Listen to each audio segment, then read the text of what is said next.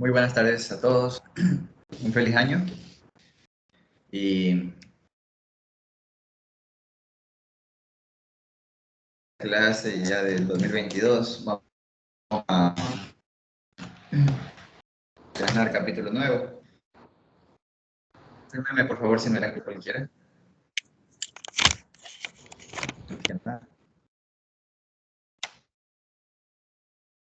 ¿Sí? Saludos, profe. Sí, sí se le escucha. Buenas tardes. Gracias. Perfecto, entonces vamos a inicio.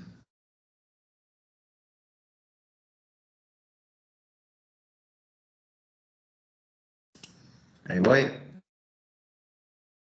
Vamos a,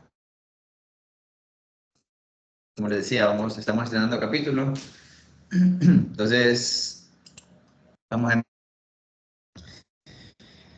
feliz año a los que recién se conectan y pues bueno, bienvenidos todos. Bien, en este voy a hacer lo que estaba momento y a ver qué se diferencia con lo que vamos a ver.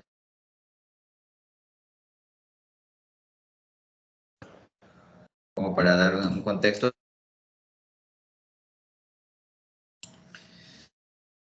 Ustedes saben, el capítulo 5 que vimos en digital en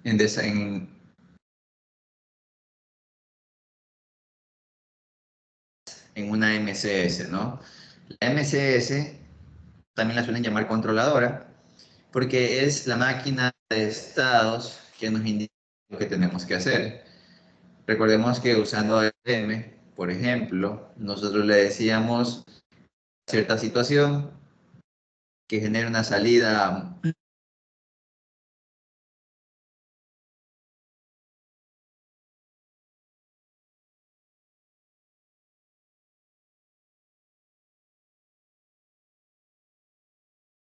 creo que estoy conectado a la red de arriba.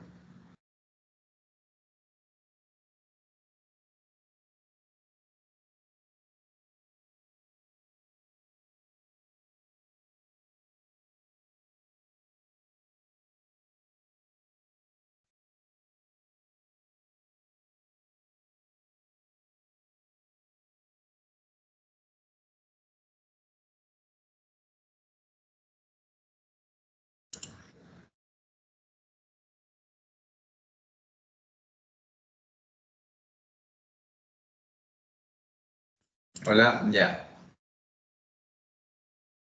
Sí me logran escuchar, ¿verdad? Sí, ingeniero, sí se le escucha. Sí se lo escucha. No.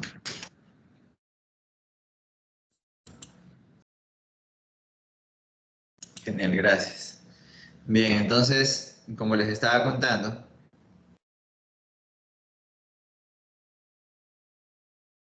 nosotros vimos una MSS, que es una máquina secuencial sincrónica que nos permitía interactuar con ella, ¿cierto? Y generar salidas.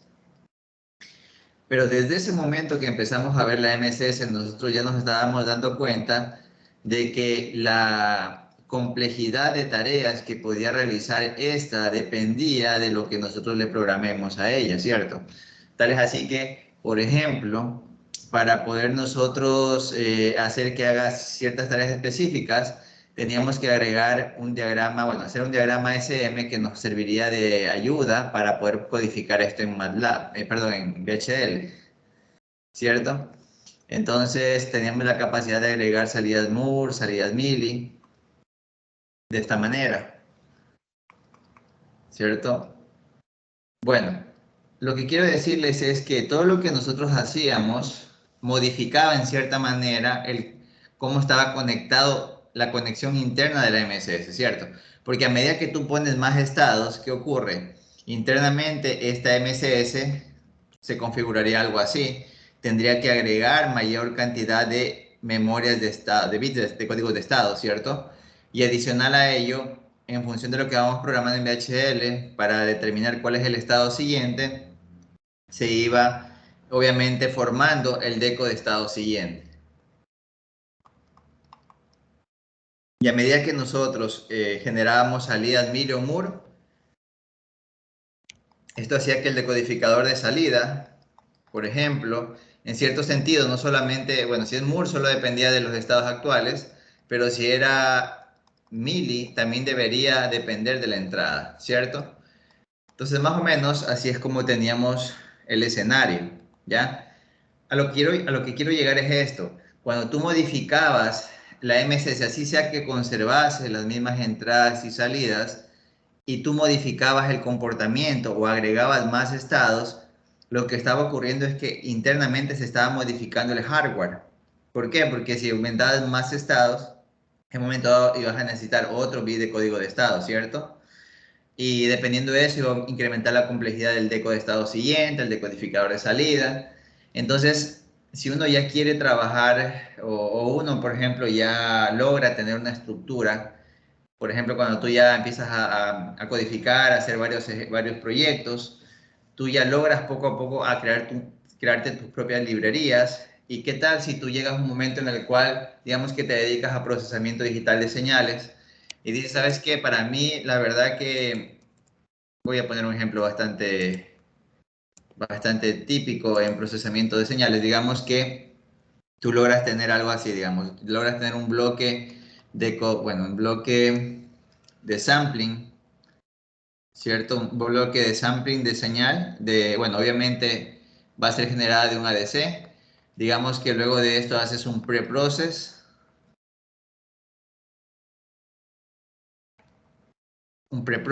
de la señal mediante un filtrado por ahí que tú tengas. Luego de eso haces, qué sé yo, un feature extraction.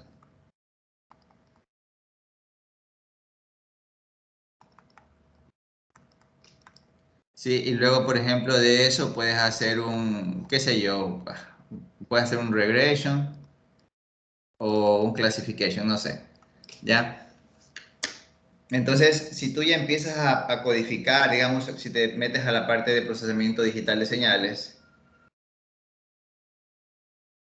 entonces, por ejemplo, tú ya logras definir estos bloques, ¿no? Aquí es Feature Extraction.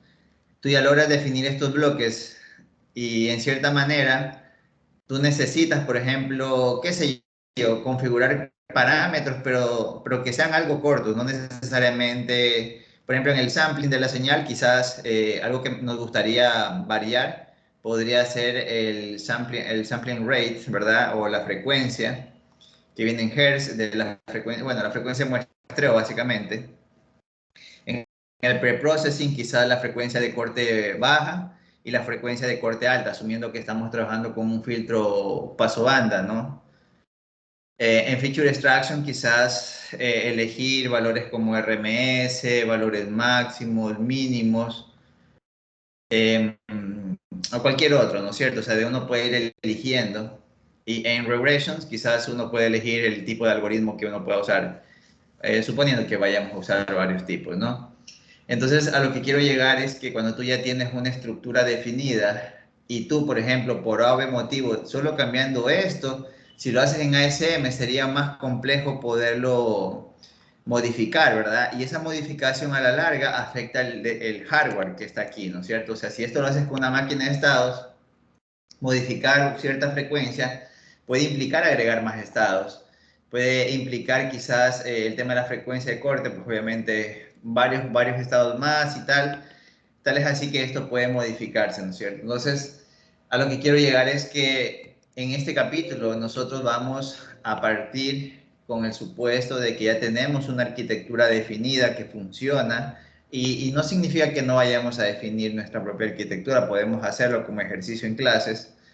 Tal es así que nosotros definamos ya una arquitectura que nos permita hacer cosas que obviamente que se usan casi en todo, ¿no? Lo básico, que son, por ejemplo, operaciones aritméticas, ¿no? Eso lo usamos para cualquier cosa.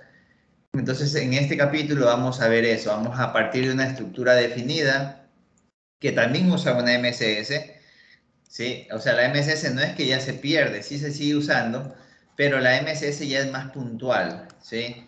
Por ejemplo, continuando con el caso que acabé de hablar del preprocessing de las señales, podemos suponer que la MSS, por ejemplo, tiene que hacer varias instrucciones, ¿no? Entonces, podemos hacer que la MSS, por ejemplo, para mantener ya fijo el hardware y que no estarlo modificando cada rato, podemos hacer que la MSS acceda a una memoria. Sí, claro que este ejemplo quizás no es no es el más adecuado. Voy a proponer uno más sencillo porque está un poquito complejo de asimilarlo, obviamente, para poderlo aterrizar a la idea que quiero contarles, ¿no? Entonces, se me hace un poco más complejo explicarlo, así que voy a explicar algo que tenga quizás menos tiempo, que se requiere menos tiempo, básicamente. Entonces, ya, digamos que nosotros queremos, bueno, asumiendo que estábamos con los casos anteriores, tengamos una MSS, tengamos una RAM, por ejemplo, puede ser que tengamos una memoria RAM, sí, de datos, sí, esto es RAM de datos, ¿no? Voy a poner aquí datos, ¿ya? Y digamos que nosotros lo típico que queríamos hacer con esto era coger, acceder, promediar, digamos, alguna de esas cosas, ¿no? Entonces, recordemos, por ejemplo, para hallar el valor máximo, digamos que esto sea el valor máximo, ¿no? Entonces nosotros cogíamos, poníamos aquí la salida, íbamos cargando de uno a uno en un registro de sostenimiento, aunque no era necesario, directamente podía ir a un comparador, ¿no? O sí. Bueno, bueno, sí, pongamos un registro de sostenimiento, que este es el que guarda el primer valor, ¿no? Entonces guardábamos el primero y luego hacíamos una comparación de el nuevo con el anterior almacenado, ¿no es cierto? Y eso le decíamos nosotros a la MSS. La MSS decía, si era mayor, no era mayor, entonces mandaba a guardar aquí el nuevo valor. Tal es así que a final de cuentas aquí teníamos el valor máximo, ¿no es cierto? ¿Se acuerdan de eso? Entonces, digamos ahora, obviamente aquí hay que considerar también pues el tema del address, asumiendo que esta RAM ya está llena de datos, por supuesto, ¿no? Aquí habría un contador app que también lo maneja pues la MSS, ¿no? Para obviamente ir haciendo el tema de la búsqueda. Entonces, ¿qué pasa si en un momento dado nos dice, ¿sabes qué? Ahora me gustaría que encuentres el valor mínimo. Entonces, ¿qué cambio ustedes creen que habríamos que hacer primero para encontrar el valor mínimo ahora?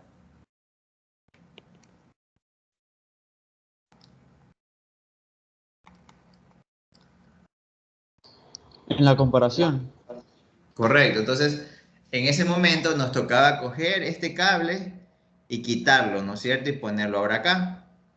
¿Sí? Donde dice A menor que B. Y este ya no, ¿verdad? Este ya no, y el de acá sí. ¿Sí ves? Entonces ahí estás cambiando hardware, ¿no? Entonces yo lo que te estaba contando es que sería interesante, y eso es lo que aborda este capítulo, tener una arquitectura que no necesite estar cambiando cada rato, sino que tengamos todo ya conectado. Entonces vamos a hacer un pequeño ejemplo para que nos permita esto aterrizar la idea, ¿no?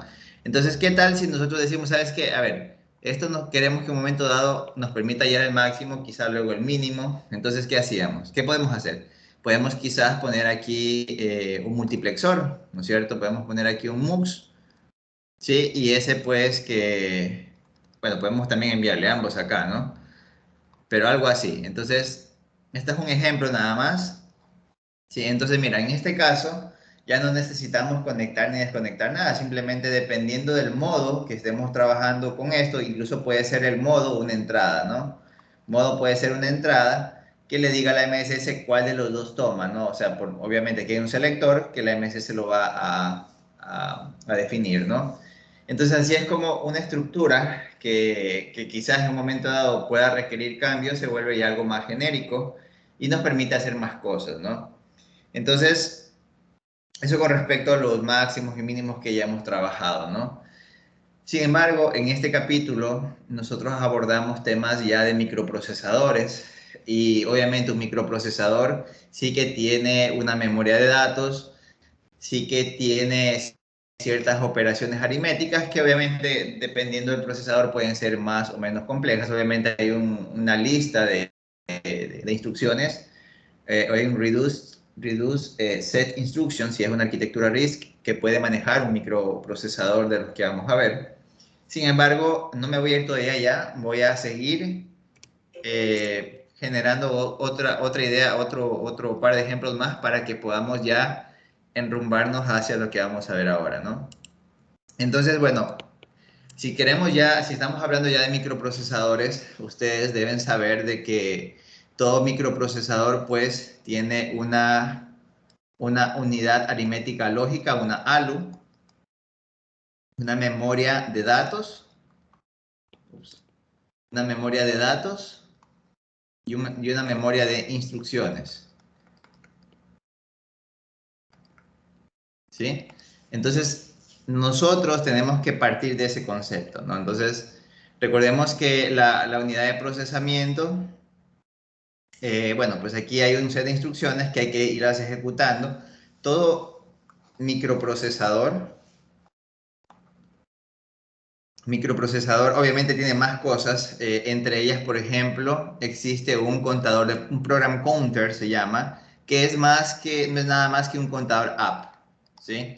¿Qué hace el program counter? Te va diciendo en qué instrucción vas haciendo. Y obviamente cuando tú pones instrucciones en un microprocesador, tú los pones de manera secuencial, ¿sí o no? Por ejemplo, tú haces un read value A, digamos, una entrada A cualquiera. Luego haces una suma, digamos, ¿no? Luego haces un save de ese valor en alguna memoria o en algún lugar de la memoria de datos para que pueda servir, pues, ¿no?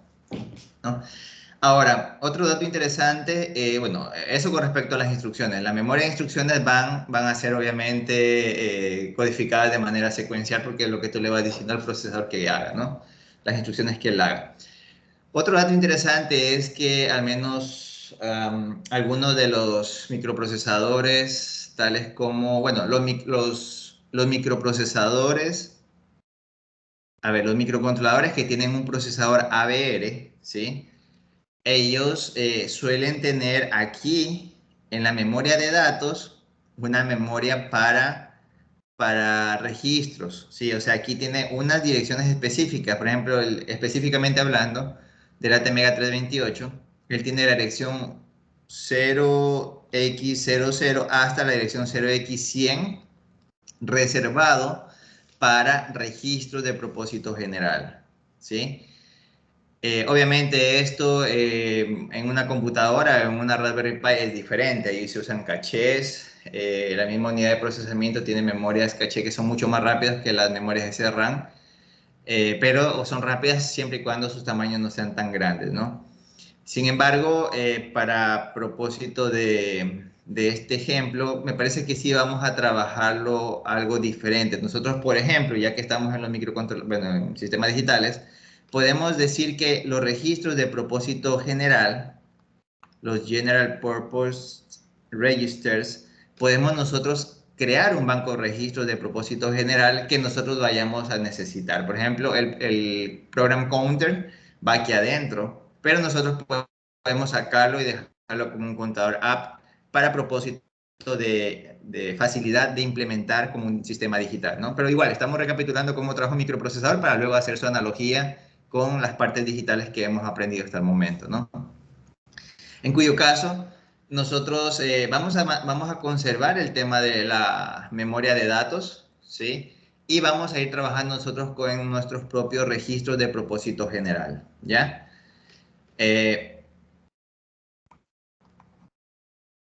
Ya.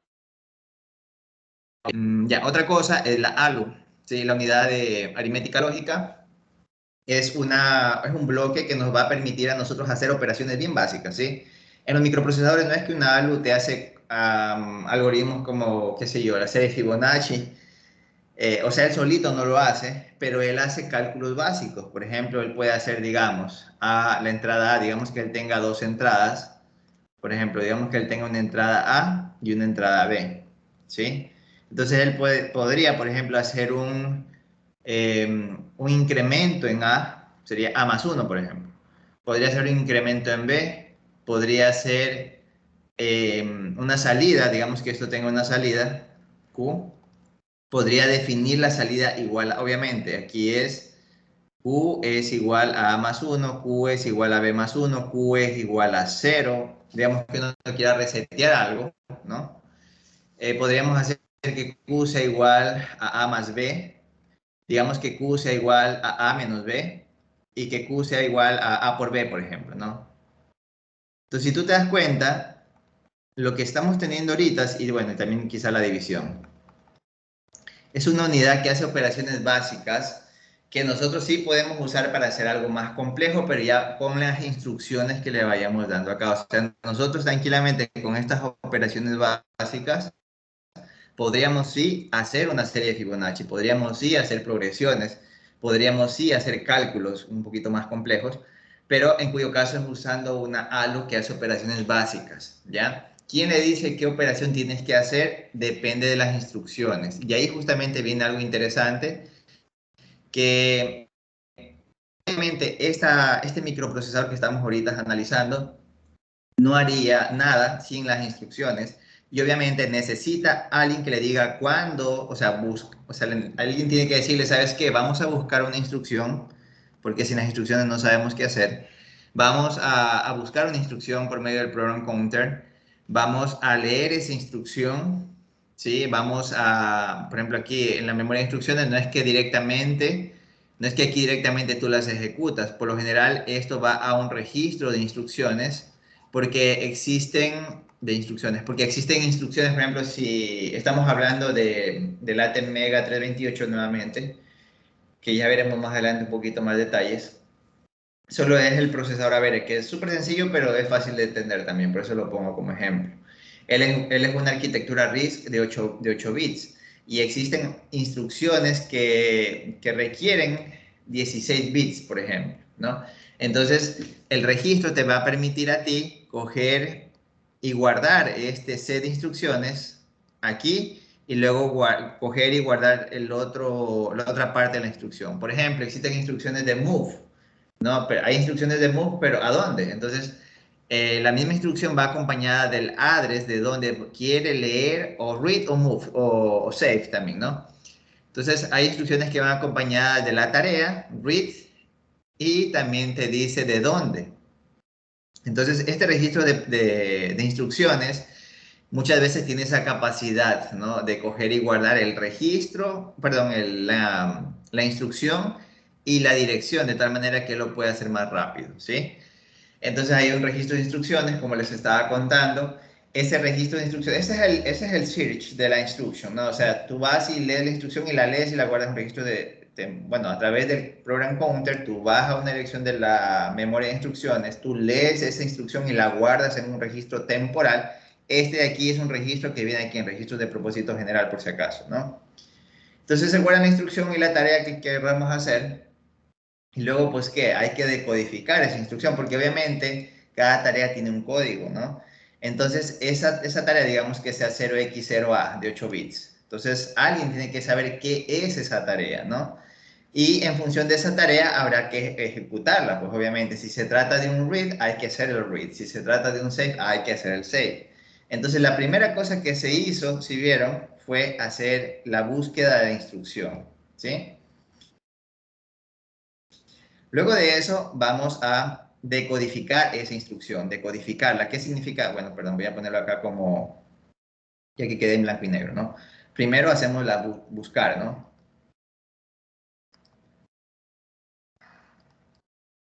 Entonces, tú cuando ya busques la tarea, la guardas en un... O sea, buscar no solamente es algo tan sencillo como suena, es direccionar por medio del program counter una dirección en el registro de instrucciones, leer esa instrucción y si va acompañada, pues leerla y guardarla en un registro temporal bueno, el registro de propósito general llamado registro de instrucciones. Y ese es buscar, ¿no? ¿Qué significa decodificar? Coger ese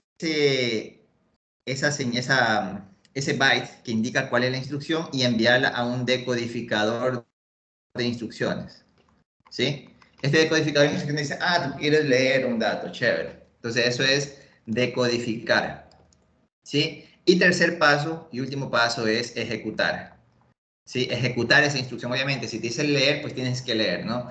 Entonces, ese decodificador de instrucciones muchas veces, bueno, primero reconoce qué es lo que hay que hacer y ese suele enviarlo a una unidad de control, se llama Control Unit, Y él lo que hace es coger y darle, qué sé yo, por ejemplo, decirle a la ALU qué es lo que tiene que hacer. Por ejemplo, la ALU solo no tiene que sumar, no tiene que hacer nada, simplemente coger el valor y leerlo nada más directamente de uno de los puertos. Y por cierto que en los microprocesadores no es que tú tienes, bueno, tienes los puertos, los periféricos, los GPIO, los General Purpose Input-Output, ¿sí? Y ellos están asociados a registros. O sea, este de aquí es un registro que va aquí en los registros de propósito general. Si tú quieres leer una entrada, tú lees el registro. Pero ya depende de ti. Si tú quieres un bit específico, lees ese bit y punto, ¿no? Entonces, por ejemplo, eso está directamente al ALU y la ALU dice, bueno, lo que me estás diciendo es que coja lo de la entrada y lo ponga en la salida. Ah, chévere, y eso voy a hacer, ¿no? Entonces la ALU coge la entrada, la pone en la salida y la salida puede estar directamente hacia la memoria de datos y guardarlo, ¿no? Y puedes guardarlo. Entonces, luego que tú ya ejecutas la tarea, regresas. ¿Por qué? Porque hay que buscar la siguiente instrucción. Esto no se detiene ahí, ¿no? Ya depende de lo que tú pongas en las instrucciones. Si tú pones un while en las instrucciones, pues siempre se va a ejecutar esto, como se suele programar, por supuesto. Pero si tú solo pones, lee, suma y guarda, eso así se acaba. Pero si tú dices, no, hace eso muchas veces, pues lo va a hacer, ¿ya? Lo que quiero decir es que estas tres tareas que hace el microprocesador, esto sí lo va a poder hacer una MSS, como podrán darse cuenta, ¿no? Entonces vamos ahora a un cambio de paradigma. Antes nosotros hacíamos que la MSS haga todo lo que nosotros queríamos, pero eso implicaba modificar el hardware, ¿cierto? Ahora, bueno, obviamente eso es lo más eficiente que hay, pero, digamos, si uno ya, como les decía, si uno ya tiene definido una arquitectura y quieres explotarla y usarla, quizás no es tan práctico estarla modificando a cada rato, porque quizás tú ya la probaste y sabes que funciona y tal, y quizás te convenga mejor agregar un set de instrucciones que ejecute esa arquitectura que has diseñado. Eso es un microprocesador, es una arquitectura que ya está probada, obviamente, y que funciona y bueno, pues hay muchos tipos de arquitecturas de microprocesadores, por supuesto, pero de manera académica vamos a ver una súper básica basándonos en arquitectura von Neumann, ¿no? Entonces, eso es lo que vamos a ver en este capítulo. Vamos a ver un microprocesador, cómo está con todas sus partes, de manera general las he resumido. Y como ustedes van a darse cuenta, hay un bloque que es una MSS, es una máquina secuencial sincrónica que hace esos pasos. Buscar, ¿sí? Pero para buscar hay que hacer muchas cosas, como vieron, ¿no? Obviamente, para buscar hay que dar un enable al counter up para que él incremente el valor y pueda apuntar a la dirección siguiente.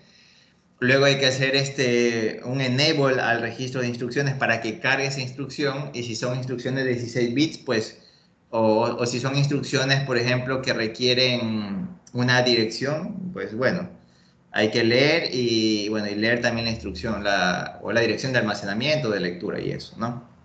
Luego que se hace eso, vamos a decodificar. Decodificar puede ser darle un enable al decoder para que él automáticamente le dé la información a la unidad de control, ¿no? Ya de manera decodificada.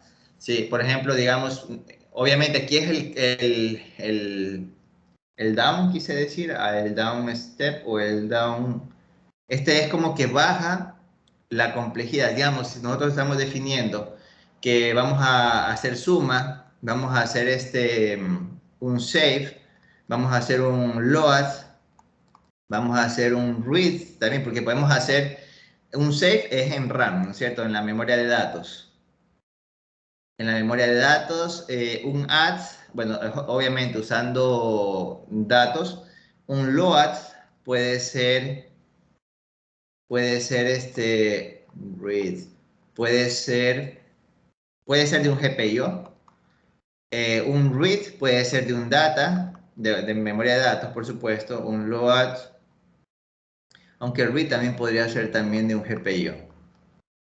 Bueno, entonces digamos que nosotros decimos, ¿sabes qué? Cada vez que yo quiera decir add, no le vas a poner add, obviamente, sino que vamos a escribir en instrucciones en hexadecimal, porque así se programa en bajo nivel. o en assembler, por decirlo así, pero ya depende del set de instrucciones que maneja el microprocesador. Pero en este caso, como nosotros estamos definiéndolo, vamos a ponerle cualquier número.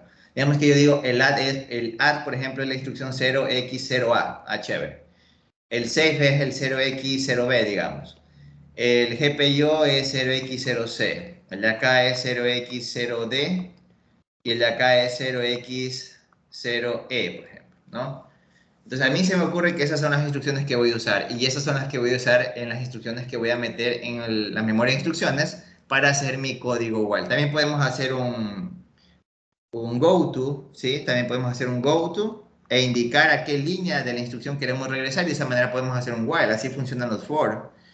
Bueno, un goto es dentro de la memoria de instrucciones y ahí podemos hacerlo con 0x0f. Digamos que vamos a definir esto, ¿no?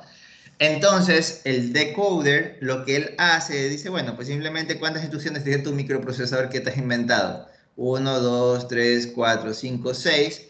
Pues 6, yo simplemente necesito generar 3 salidas y ya, y con eso ya codifico y le digo a la unidad de control qué es lo que tiene que hacer y punto, ¿sí? Entonces él está cogiendo algo que para él obviamente es de, bueno, ni siquiera es alto lenguaje, es bueno, sería hexadecimal y es como un tipo assembler, pero él lo coge y lo pasa en binario a la unidad de procesamiento, porque no le va a enviar el hexadecimal acá, por eso es el decoder. Entonces él dice, ¿sabes qué? Solo necesito 3 bits y se acabó. Entonces aquí genera un out, o un deco, o un Q, pongamos, un Q sub 3, Q sub 2, Q sub 1, y la unidad de control dice, ya sé lo que tengo que hacer, porque con el código binario que yo me entiendo con el decoder de instrucciones, yo ya sé qué es lo que tengo que hacer, ¿no? Entonces, por ejemplo, tú le dices, hazte un add, una suma, pues, bueno, esto también hay que definirlo, ¿no? El decoder de instrucciones, él generará una codificación, ¿no? Digamos 0x, no 0x, sino en binario, 0b, 001, digamos, 0b, ya depende del código que le querramos poner. Si queremos lo pasamos a binario el A, B, C, D, E, F, también puede ser, pero ahí necesitaremos 4 bits, ¿no? Ya depende, cómo lo definamos nosotros. En cuyo caso, luego la unidad de control, por ejemplo, si queremos hacer un read, digamos, de un GPIO, él tiene que, por ejemplo, coger este registro, ¿sí? Coger y de alguna manera llevarlo. Obviamente habrá multiplexores adentro, de eso ya vamos a ver cuando definamos una arquitectura, pero habrá de alguna manera, tendrá de alguna manera que coger y pasarlo por la ALU, porque la ALU por lo general es la que se conecta con la memoria de datos, ¿sí? La ALU es la que lee datos de la ALU o lee datos de los GPIOs y la que escribe en datos en la memoria, bueno, escribe valores en la memoria de datos y también puede escribir en los registros de propósito general. Yo creo que por eso también es que se hace más sencillo mantener los registros de propósito general, pero el problema de los registros de propósito general es que, ya, lo que estoy divagando un poco es por qué algunos microprocesadores prefieren mantener aquí los registros de propósito general dentro de la misma memoria de datos. Pero para nuestro caso, tal como hemos definido nuestra memoria y ya que esta solo genera una salida en función del address, nos conviene tener registros de propósito general aparte, ¿ya? Entonces, para nosotros, con esta arquitectura, vamos a hacer que la ALU pueda leer datos o valores desde la memoria de datos o también desde los GPIOs. Eso nosotros vamos a tener que poner algún multiplexor para que nos permita seleccionar. Bueno, la unidad de control va a poder definir en función de la tarea, ¿no? Y la tarea, pues, le dirá, estoy leyendo datos de RAM o datos de un GPIO y punto. Entonces hay que agregarle unos multiplexores por ahí, vamos. Y cuando queramos escribir, también podemos hacer eso. Sin embargo, a veces uno, bueno, si alguno de ustedes ha revisado arquitecturas de microprocesadores, uno puede decir, oye, pero los microprocesadores siempre pasan toda la información por RAM. Es cierto, pero es porque ellos tienen esa arquitectura o tienen esa configuración de tener todos los registros de propósito general dentro de RAM. Pero dado que nuestra RAM que hemos estudiado hasta ahora genera una única salida, vamos a separarlos los registros de propósito general y por eso es que nuestra ALU podría incluso leer datos de los registros del GPIO, incrementarlos y ponerlos directamente en un registro de GPIOs. ¿Sí lo ven? Y cuando eso realmente en un microcontrolador AVR, por ejemplo, él coge, pasa por aquí. ¿Por qué pasa por aquí? Porque este registro está acá.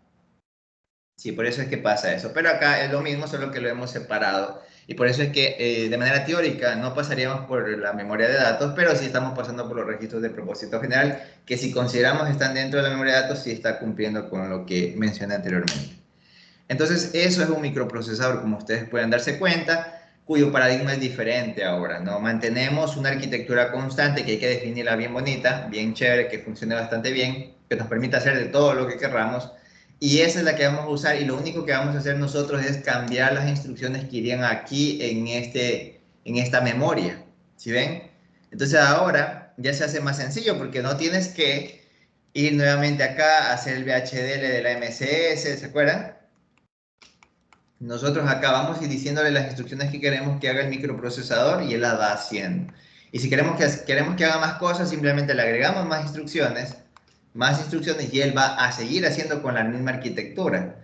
Acá con la MSS, por ejemplo, si nosotros queremos que haga más cosas, tenemos que meternos en el ASM, agregarle, por ejemplo, estados, modificar el decodificador de estado siguiente, modificar el decodificador de salida, si se dan cuenta, pero acá no. Acá no. Obviamente, no todo es, obviamente, tiene sus beneficios bueno, ventajas y desventajas. La ventaja de trabajar con una arquitectura basada en MSS pura, sin una memoria de instrucciones, hace que esto se ejecute más rápido, de manera más eficiente, ¿sí? Sin embargo, no es tan escalable como ustedes podrán darse cuenta, porque imagínate que necesitamos en un momento dado agregar más estados y además de eso tienes que agregarle aquí salidas y tal, ¿sí me explico? O sea, esto es algo bien ajustadito, pero es eficiente, ¿ya? Lo de acá quizás pueda tener algunas cosas que no uses, es menos eficiente, pero es más escalable, ¿ya? Bueno, pues eso de manera general los pros y los contras de cada modelo.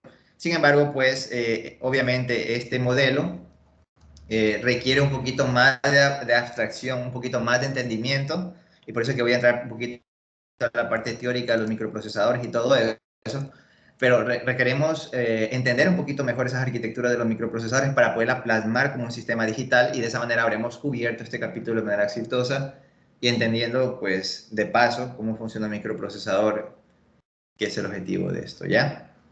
Entonces, esa fue la introducción. No sé si tienen alguna inquietud o duda, me la pueden hacer saber.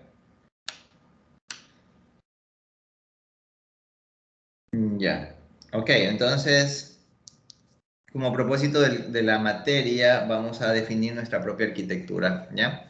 Y luego pues, vamos a analizar algunas que se han definido en cursos anteriores y vamos a definir nuestra propia arquitectura también. Bueno, de manera general, voy a hablarles un poquito de los sistemas embebidos. De manera general, los sistemas embebidos hoy en día pues cada vez son mucho más asequibles y cada vez es mucho más sencillo encontrar un sistema que tiene, bueno, un sistema que tiene múltiples cosas dentro, en más accesorios, en más wearables, en más dispositivos que están a tu alrededor, ¿no? Pero algo interesante que ahora último está, bueno, obviamente en su momento los microprocesadores, que tú sabes, bueno, ya vimos un poquito los ejemplos. También hay los microcontroladores, obviamente es un ejemplo de sistemas embebidos. Un microcontrolador tiene un microprocesador, pero además tiene periféricos. Por ejemplo, aquí puede tener los GPIO, aquí puede tener también pequeños bloques de conversión analógico digital, como los micros que así tienen. Puede tener unos bloques de PWM. Por lo general, los microcontroladores, ya que o sea, ellos tratan de compensar, ¿no es cierto? Entonces, mira, el microprocesador que está dentro del microcontrolador suele ser un microprocesador un poquito débil. De hecho, hay monocore, bueno, perdón, single core, y ahora último hay dual core. Pero son básicos, ¿no? Entonces ellos tratan de, bueno, son básicos porque son baratos, obviamente, son económicos, y ellos tratan de todo lo que no pueden hacer porque el procesador es muy pequeñito, tratan de compensarlo agregando hardware. Entonces, tal es así que los microcontroladores, perdón, tienen unidades PWM, tienen unidades UART, tienen unidades, bueno, eso obviamente si lo tienes unidades I2C, SPI, si ves, o sea, puedes hacer muchas, y el procesador que es pequeñito también además busca consumir poca energía, entonces los microcontroladores son una buena opción para hacer tareas simples y además que tiene un montón de periféricos, pues lo hace pues chévere, ¿no? Ahora los microprocesadores, a diferencia de esto, pues los que vienen en la Raspberry son mucho más potentes, ellos no cuentan con ADC, si quieres agregarle un ADC al microprocesador, no lo puedes hacer, obviamente, tienes que agregarlo por placa. ¿Sí? O sea, puedes poner un chip ADC y el que le envía el microprocesador por medio de los GPIOs, sí, sí se puede hacer eso, ¿ya? Eso sí se puede hacer. ¿Que tiene GPIOs? Sí, tiene GPIOs, obviamente, específicamente puertos de entrada y salida. Pero, por ejemplo, si quieres generar en una Raspberry Pi salidas PWM, pues te va a tocar generarlos por medio de firmware de programación, ¿ya? Entonces, eso de manera general, la diferencia entre un microprocesador que es más potente, que viene ya en tarjetas que tranquilamente puedes instalar una distribución de Linux, como la Raspberry Pi que mencioné, pero los microcontroladores buscan ser más económicos, menos consumo, así es que son embebidos dentro de ella, pues algunas adiciones en hardware, ¿no? Pero actualmente, bueno, eso con respecto a lo típico que se veía antes, actualmente también existen los System on Chip, que son, por ejemplo, el ejemplo típico es el ESP32. Entonces el ESP32 tiene un microprocesador Tensilica Dual Core, ese es de los micros, uno de los que he visto que tienen dos core al menos. Tiene módulo de radio, Wi-Fi, Bluetooth. Sí, tiene Bluetooth. Además de ello, pues tiene, bueno, por firmware podemos generar salidas PWM. Tiene incluido, pues, un sensor de acelerómetro, ¿sí? Tiene un RTC, un Real Time Clock. Tiene un coprocesador. Verán, cada vez que ustedes digan, es un System on Chip, es porque tiene adentro un procesador, un coprocesador o una parte soft processor. Bueno, las combinaciones típicas, hard processor, soft processor. En este caso todas son hard processor, ¿no? O sea, procesadores rígidos. Pero también hay los System on Chip en FPGAs como la D10 estándar de 0 nano, que es un hard processor, que es un procesador ARM, y un soft processor, que es la parte FPGA. Pero bueno, entonces este es un System on Chip, tiene un procesador, tiene un coprocesador que solo es para cuando trabaja en modo Deep Sleep, a través, bueno, y usando el RTC, pues darle un wake up al procesador principal, ¿no? Bueno, eso. Entonces, los sistemas embebidos, como ustedes ven, siempre son para tareas específicas. Obviamente no es como un computador de escritorio que tú puedes ahí tener muchos programas. Pues no, un computador de escritorio puede correr muchas cosas, pero los sistemas embebidos son para aplicaciones específicas, ¿no? Entonces, esta gráfica de aquí es muy útil porque nos permite darnos cuenta cómo está de manera general, o comparar de manera general un sistema embebido con una computadora personal. Por ejemplo, una PC de escritorio, obviamente, quizás consume energía. Obviamente, ¿no? Pues depende si es una gamer o... A ver, si es una gamer... Bueno, ahorita están dándole con baterías un poco más grandes. Pero, pero bueno, si tienes una aceleradora gráfica y no estás jugando y quieres aprovechar esa unidad de procesamiento para acelerar tareas, por ejemplo, yo lo hago con MATLAB, me consume más batería. ¿Sí ves? Entonces, bueno. Ahora, informática general, obviamente puedes correr ahí programas de cálculo, programas multimedia, ¿cierto? Informática especial, qué sé yo, por ejemplo, tienes algo o sea, tú estás trabajando de pronto con edición de gráficos, usas toolbox de inteligencia artificial, obviamente eso es informática específica. Obviamente esto va a ser costoso, obviamente. Imagínate que tenga todas esas funcionalidades. Incluso a las computadoras de escritorio pueden ser personalizadas, bueno, pueden ser configuradas para ejecutar tareas con mayor prioridad. Esto también se lo ha hecho con MATLAB, a veces cuando se hace adquisición de datos a altas frecuencias. Y por supuesto, fiabilidad con volcamiento de memoria en disco, por si acaso se te haya apagado la computadora. Entonces, todo esto, una computadora de escritorio hace tantas cosas, imagínate, ¿no? Y eso es costoso, pues obviamente, ¿no? Eso tiene un costo. No vas a comparar tu computadora de escritorio con una Raspberry. Ahora, ¿qué ocurre? Digamos que comparemos ahora cómo funciona, digamos, un sistema embebido que permite hacer las funcionalidades de un horno microondas, ¿no? Entonces, en el horno microondas, por ejemplo, no nos importa optimizar consumo de energía, ¿no? No nos importa porque al final está conectado siempre a la red eléctrica, ¿sí?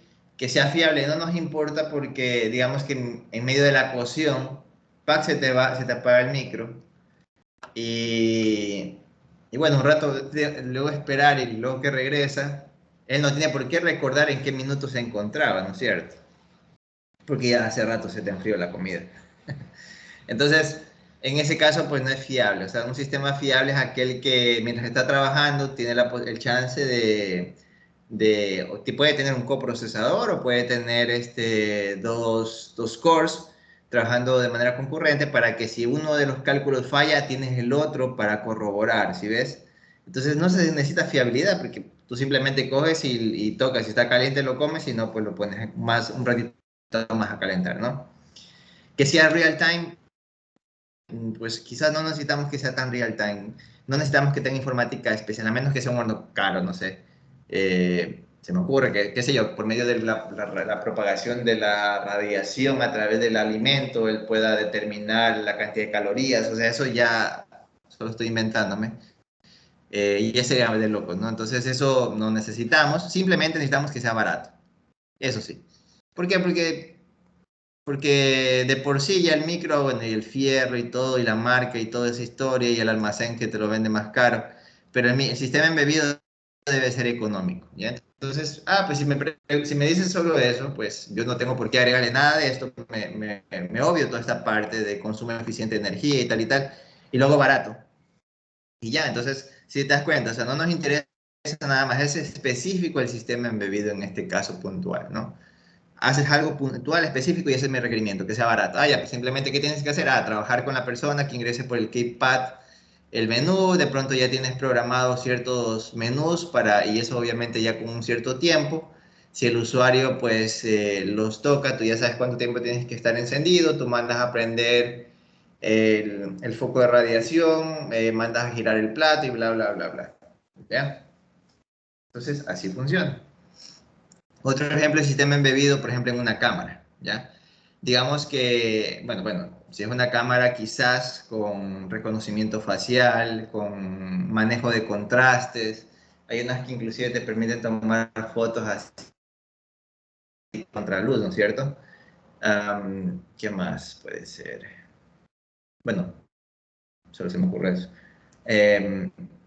Y bueno, ya, obviamente que dure bastante, ¿no? Todo el mundo, a veces los viajeros que se van con las cámaras, no tiene mucho sentido que la estés conectando cada rato. Necesitas que tenga optimización en consumo de energía.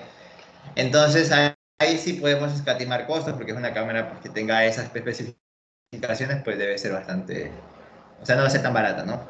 Real time, quizás no, a menos que sea una GoPro que querramos tener para grabar durante así mediante ejecución de deportes o algo así, ¿no? Pues bueno, que sea fiable, pues a la final no necesitamos que sea tan fiable, a la final volvemos a tomar la foto y ya. Informática general, pues no, simplemente queremos que toma fotos y se acabó, no que haga nada de manera general. Entonces, porque no es un teléfono. Entonces esto ya se vuelve un sistema embebido, como pueden ver, con esas especificaciones, ¿sí ves? Ok, ahora, este sistema embebido que puede ser un microprocesador, que puede ser un microcontrolador, pues está bien, puedes usarlo, ¿no? Solo por si acaso quede la duda de, bueno, ¿y qué sistema embebido se usaría acá? Por ejemplo, en el horno al menos un microcontrolador. En la cámara sería un microprocesador, como para análisis de imágenes, para correr ciertos algoritmos, ¿no? Si es algo ya real time, por ejemplo, ya sé que sería real time, sería por ejemplo cámaras para, se han visto que hay bandas transportadoras para control de alimentos. Yo he visto que hay bandas transportadoras que usan cámaras para reconocer si el producto que se está etiquetando o almacenando esté correctamente lleno de líquido, correctamente etiquetado. Pues bueno, ahí puede ir reconocimiento fácil, reconocimiento en tiempo real, ¿no? Ahí usaríamos, por ejemplo, FPGA, que son mucho más rápidas. Bueno, eso. Otro caso de sistema embebido, por ejemplo, el de control electrónico de estabilidad de vehículos. ¿Ya? Entonces, por ejemplo, ahí, si nos interesa que sea real time, imagínate que tú estás manejando y se demora segundos. No, pues eso no puede demorarse segundos porque ya te saliste de la pista.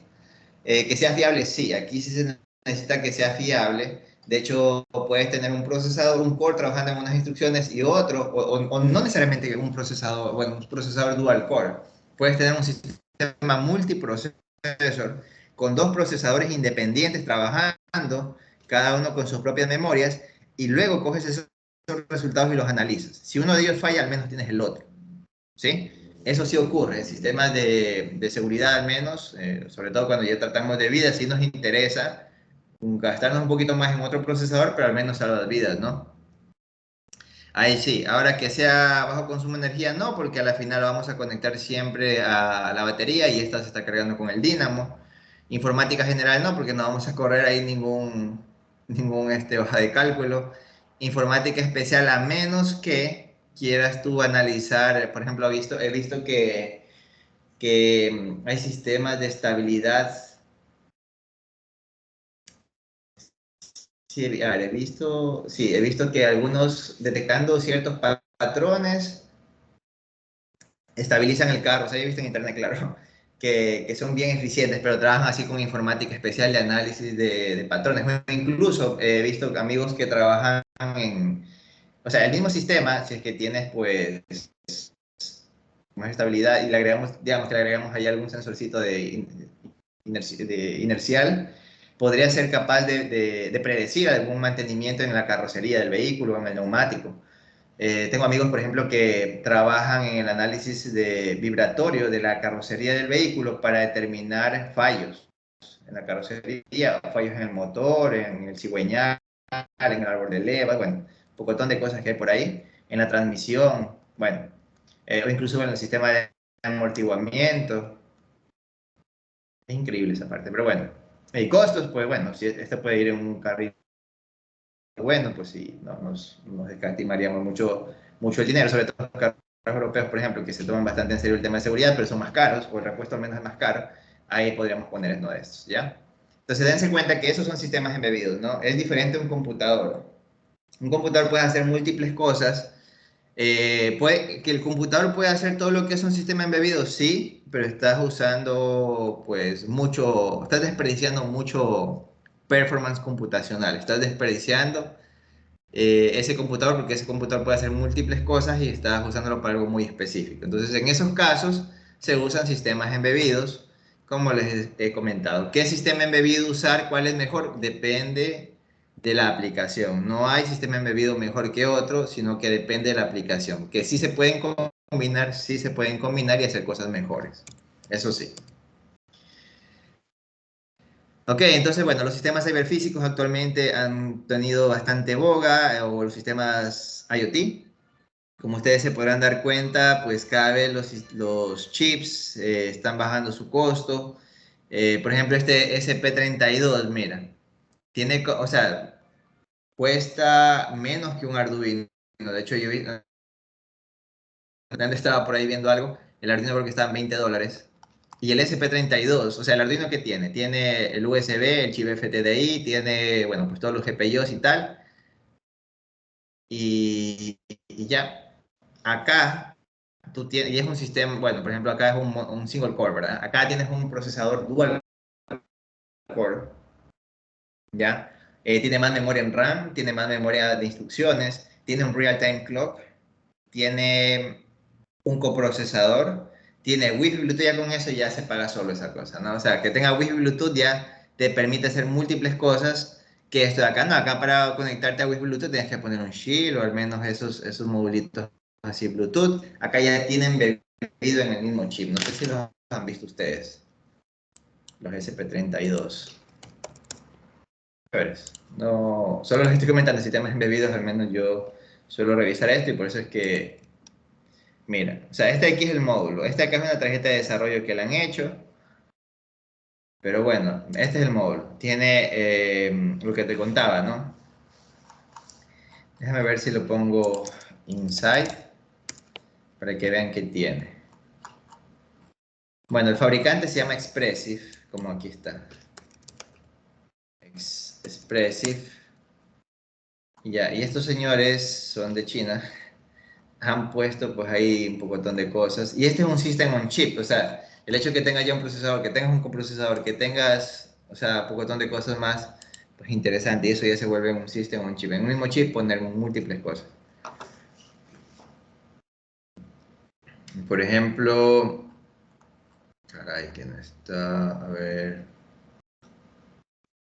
documentation. Aunque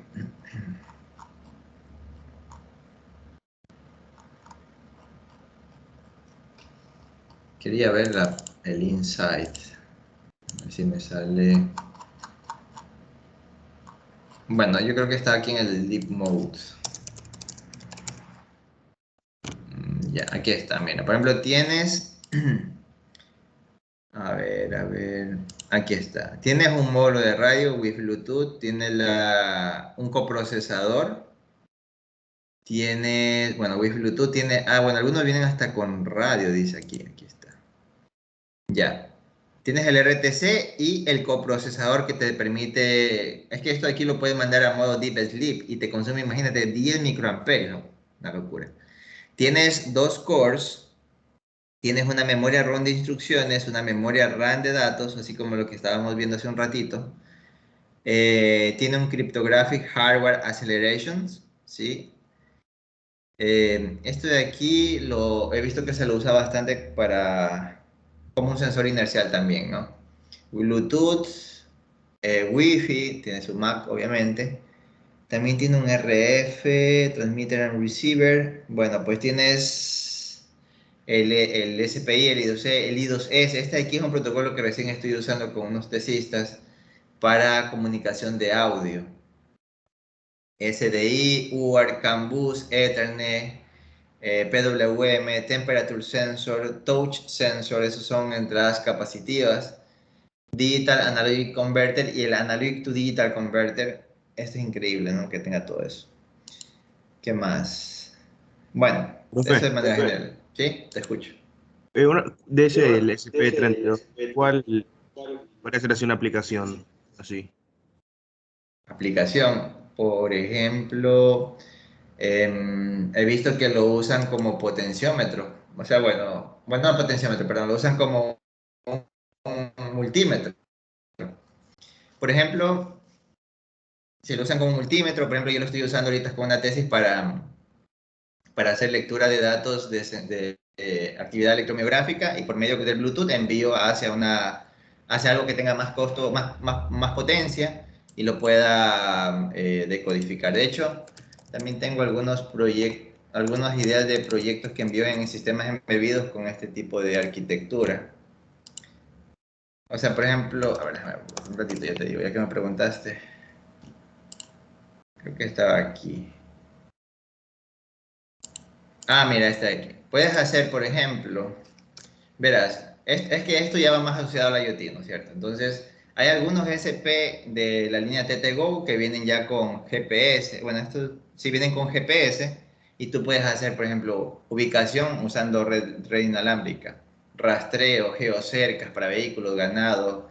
También se puede usar indoor position, ya que estos tienen el SSID, RSS creo que se llama, que la potencia tú puedes, o sea, puedes saber con qué potencia te llega la conexión de radio y puedes hacer que, y bueno, triangulando, manteniendo dos fijos, puedes saber en qué ubicación dentro de algo que no tengas conexión satelital, rastreo, inside, ¿no es cierto? Indoor position.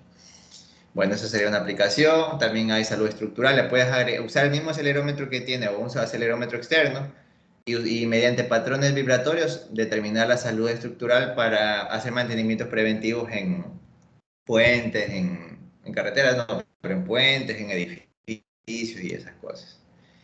Consumo de energía también. Ah, cierto. Usando el SP32 nosotros hicimos un medidor de consumo Open Hardware, que es este que está aquí. Y aquí está todo, están los esquemáticos. Mira, aquí está el SP32, ¿sí lo ves? Y esto es para medición de consumo de energía de 100 amperios bifásico. Ahí te va. ¿Qué más? ¿Qué más puedes hacer? Ese fue un Open Hardware que hicimos en estos días de pandemia. Ya, y otro Open Hardware que hicimos también fue un laboratorio para clases de control. De hecho, dimos un cursito aquí en la MAS y con esto. Mira, y es usando el SP32.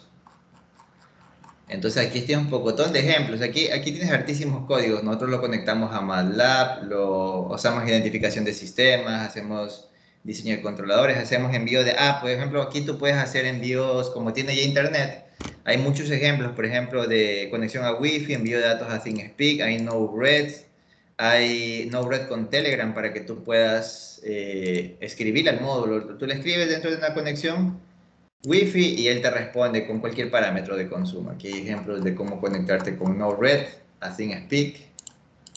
Hartísimas cosas. Por ejemplo, aquí en esto me ayudó un estudiante de la materia de prototipado electrónico con quien hemos trabajado e hicimos esto también Open Hardware y ya está liberado. Hay esquemáticos y todo. Entonces puedes hacer múltiples cosas, ¿sabes? O sea, si ya tiene ya la conexión, puedes hacer medición de consumo, redes sensores para la agricultura. Ahorita que somos un país pues agrícola, pues te va bastante bien. Entonces te paso esto también para que lo veas. Entonces puedes hacer múltiples cosas. Bueno, muchas veces eso también es uno de los por qué las FPGAs, es que la FPGA requiere más cositas para trabajar, pero ya cuando, oye, te digo cuál, o sea, esto es lo bueno de esto, ¿no? Pero ¿qué es lo malo? Si tú ya quieres trabajar, por ejemplo, en procesamiento digital de señales, ya esto te queda corto. Por ejemplo, estoy trabajando ahorita en un proyecto de señales de electromiografía y resulta que ya me está quedando corto el procesador. O sea, sé que el SP32 tiene un procesador dual core, pero ese procesador como tal no me sirve para correr algoritmos de inteligencia artificial. Entonces, ¿qué se hace? Hace que este micro haga la lectura de los datos a alta frecuencia. Yo estoy trabajando en kilohertz. Y ahorita solo estamos haciendo la adquisición de datos y el entrenamiento de los algoritmos. Pero si yo quiero ya correr un algoritmo de inteligencia artificial, ya este procesador es muy chiquito. O cojo y envío por Wi-Fi a una Raspberry Pi que lo procese y me regrese la orden de lo que hay que hacer. O uso una FPGA. La FPGA, eso sí es muerto de la risa, hace esto. ¿Ya? Por ejemplo, mira, en redes de sensores, usar un SP32 ya se vuelve corto. O sea, ahí ya te toca usar una Raspberry Pi. Por eso es que aquí, no sé si, mira, aquí está. Esta arquitectura se suele usar. Tiene los SP32 con conexión Wi-Fi o LoRa y envía los datos a un gateway y por medio de una Raspberry Pi puede tomar decisiones, ¿no? Esto se le llama Edge Computing, digamos. O sea, porque aquí puedes correr algoritmos de control para dar la orden a actuadores. Por ejemplo, quieres mandar a prender la bomba de irrigación o algo, ¿no?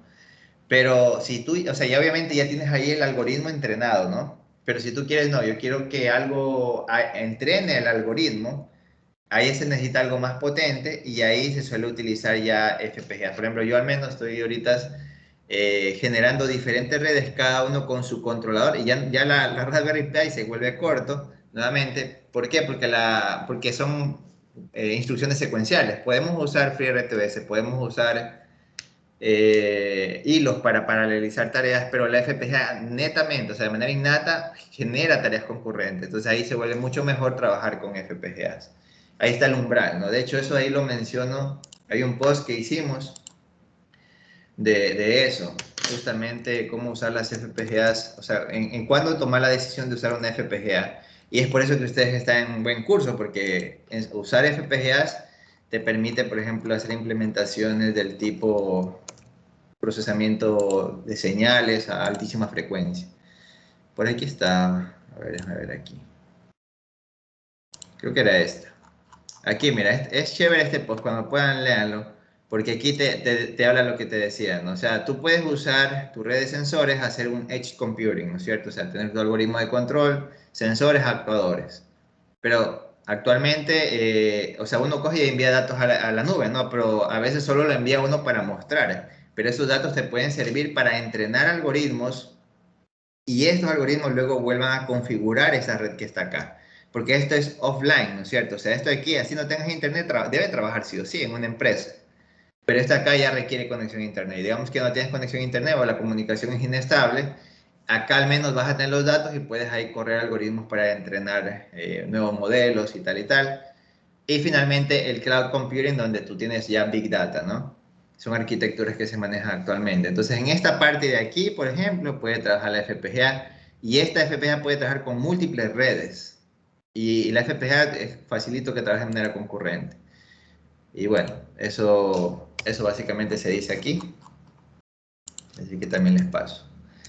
Entonces, bueno, me desvié un poquito del tema porque estábamos viendo arquitecturas y estábamos contando, pero por eso nuevamente, ¿qué es mejor, qué es peor? Depende de la aplicación, como les estoy comentando, ¿no? Entonces, todo esto es fascinante porque date cuenta que ahora, como te decía, mira, este módulo, este SP32, es mucho, y eso es lo que les estaba diciendo, es mucho más barato que un Arduino. O sea, por ejemplo, esto lo consigues tranquilamente en 16 y ya tiene conexión Wi-Fi Bluetooth. Y eso que hace que como es más barato, más gente lo puede adquirir y por eso es que más personas cogen y ponen el ESP o cualquier otro módulo y lo conectan al sensor y como tú viste, puedes mandarlo a modo Deep Sleep. Eso no sé si les mostré. Hay una práctica que hacemos de enviar el módulo a Deep Sleep, que estaba por aquí.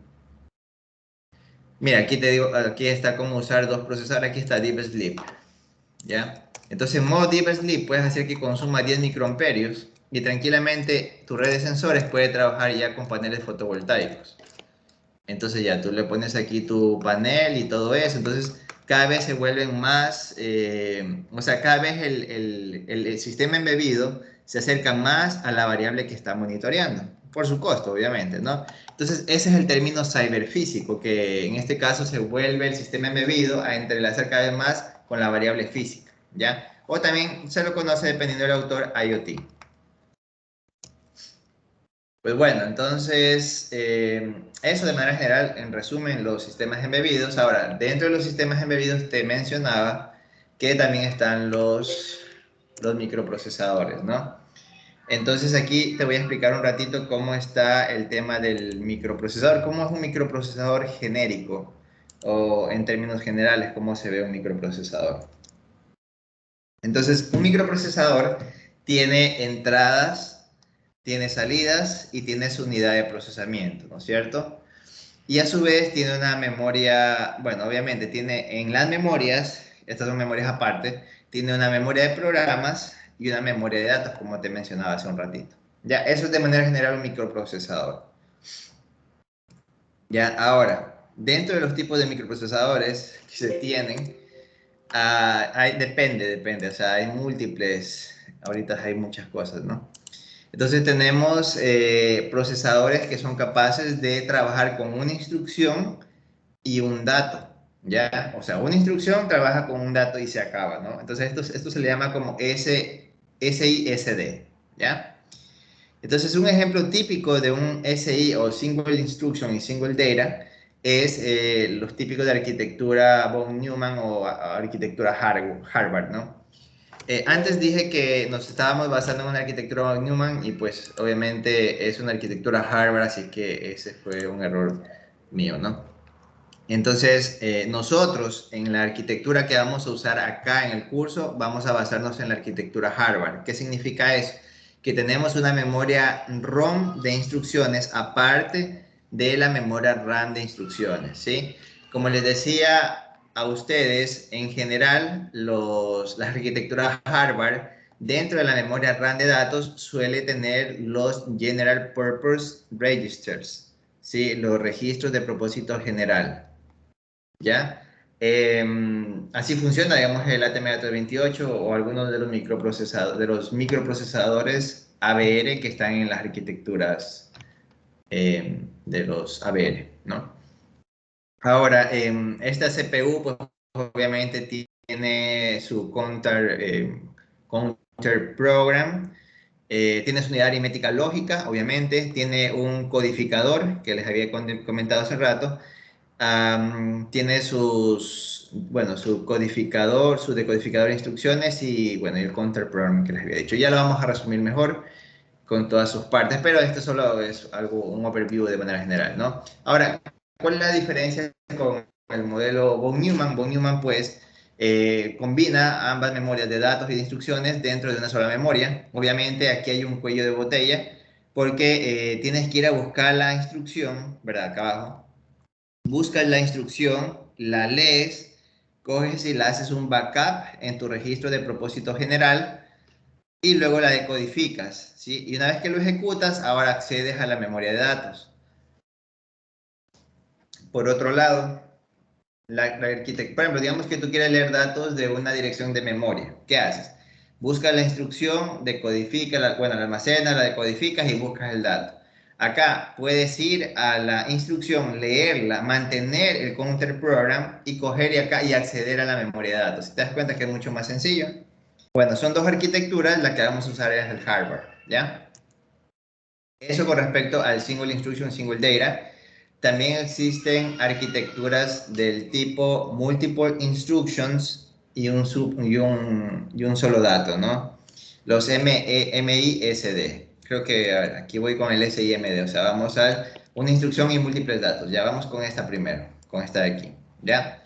El Single Instruction y Multiple Data es este que está acá, ¿no? Entonces, todas las instrucciones ejecutan la misma, todas las unidades, perdón, ejecutan la misma instrucción sincronizadamente, pero con datos distintos, ¿no? Entonces, esto de aquí me recuerda mucho a Apache Spark, por ejemplo, que te permite a ti ejecutar una única instrucción. O sea, tienes, por ejemplo, que, qué sé yo, sacar un valor. A ver, ¿qué sería? Un valor promedio. Digamos que nosotros necesitamos sacar un valor promedio, pero de una ventana temporal, ¿sí? De una señal, algo así, ¿no? Entonces, lo típico que uno hace en programación con una arquitectura Single Instruction, Single Data es esto. Coger, muestrear la ventana y promediarla. Y tienes un valor ahí promedio. ¿Sí ves? Coges esta otra ventana temporal, promedias, tienes otro valor. Esta ventana temporal, promedias, tienes este otro valor. Entonces, esto te va a demorar un delta, o sea, n delta t, donde n es el número de ventanas temporales para cubrir todo ese tren de datos o ese vector de datos, ¿cierto? Ahora, ¿cómo haríamos lo mismo, pero con una arquitectura Single Instruction y Multiple Data? Cogeríamos toda ese tren de datos y la sección de las ventanas temporales la enviamos a cada unidad de procesamiento, ¿cierto? De esa manera, nosotros apenas nos vamos a demorar delta t. Imagínate la diferencia. Esto de aquí se lo utiliza para realizar tareas y obtener respuestas en menor tiempo, sobre todo en aplicaciones en tiempo real, aunque también se suelen utilizar en análisis de datos para bajar el tiempo de procesamiento. Sí, por ejemplo, hay veces que estás analizando altísimos datos y te demoras full tiempo. Entonces, usando este tipo de arquitecturas, obviamente se puede obtener menos tiempos. Ya, entonces, por ejemplo, otro caso de esto puede ser el uso de tarjetas gráficas, ¿sí? Existen formas en las cuales uno puede hacer uso de nuestras tarjetas gráficas para realizar tareas y de esa manera obtener menos tiempo de ejecución al momento de analizar datos, ¿ya? Entonces, obviamente, esto implica tener múltiples unidades de procesamiento, ¿sí? O sea, no estamos nada que ver con el procesador single core o dual core. Ya, hay estudios, por ejemplo, hay estudios con cloud computing que utilizan este tipo de arquitecturas para realizar tareas. Ahora, vamos con multiple input, multiple data, ¿sí? Que es justamente la última. Bueno, entonces tenemos también arquitecturas que permiten ejecutar múltiples instrucciones y con múltiples datos, ¿ya? Ya, entonces son básicamente varios procesos autónomos que ejecutan simultáneamente instrucciones diferentes sobre datos diferentes, ¿no? Entonces, esto ya viene más relacionado a cloud computing, obviamente ya con granjas de computadores bien complejos, donde se puede trabajar con sistemas distribuidos, ¿no? De cómputo, de información, obviamente ya es un cómputo supermasivo. Y en ese sentido, pues tienes diferentes unidades de procesamiento trabajando con diferentes datos, con cada uno con diferentes instrucciones. Eh, o sea, para que tengan una idea de algo un poquito más pequeño relacionado a lo que estamos viendo acá, puede ser un sistema que tenga múltiples procesadores, ¿no?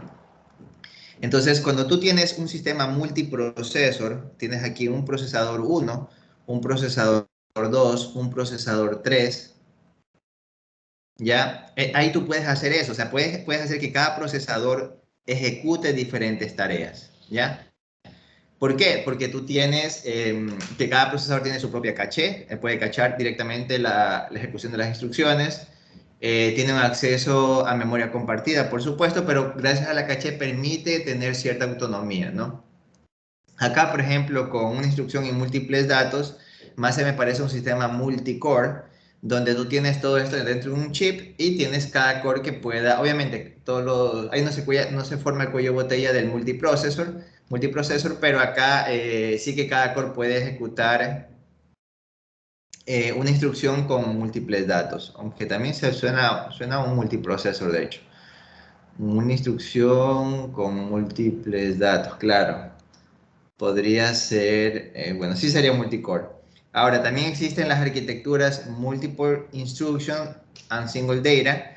Estas son instrucciones más raras de encontrar porque tú tienes, por ejemplo, tienes un set de datos y tú sabes que, a ver, yo quisiera hacer una extracción de características. Por ejemplo, quiero obtener el valor máximo de todo ese vector, pero no quiero hacerlo después, sino quiero que en el mismo rato estés calculando el valor promedio. Quiero que estés calculando el valor mínimo. Quiero que estés calculando el valor RMS y en un solo delta T me obtengas todo ese vector de características. ¿Ya? Estos son para aplicaciones en tiempo real y yo al menos lo haría con FPGA. Porque bueno, también podríamos hacerlo con un sistema multicore, también sería aquí. No se preocupen con la terminología de multicore o multiprocesor, que eso lo vamos a ver ya mismo. ¿Ya? Bueno, de manera general tenemos eso y nosotros para efectos de este estudio solo vamos a estar aquí. ¿Ya? Sin embargo, o sea, con las FPGAs nosotros podemos hacer, por ejemplo, este de acá. Este de aquí, por ejemplo, lo queríamos, bueno, no nos alcanzó el tiempo realmente, pero sí quisiéramos hacerlo para procesamiento de señales. Por ejemplo, ahorita todas las arquitecturas de los System on Chip que vienen en las FPGAs de Xilinx y de Altera, bueno, de Intel en este caso, tienen una arquitectura mixta, tienen un hard processor, un ARM Cortex A9 y tienen una parte de FPGA, ¿ya? Aquí tienes un sistema quad-core y aquí tranquilamente tú puedes correr Linux, o sea, una distribución de Linux. Y digamos que nosotros estamos leyendo datos. Aquí podríamos hacer toda esta parte de acá, pero, por ejemplo, podríamos usar la parte de FPGA para acelerar procesamiento. Obviamente esto suena sencillo, pero ya cuando son ejecuciones en tiempo real ya suena importante el delta T versus 4 delta T o N delta T, ¿no? Entonces ahí se podría usar estas unidades de aceleración como tipo aceleradora gráfica y estas ya te retornan directamente un vector de instrucciones y eso puede ser utilizado acá mismo para clasificar, ¿sí?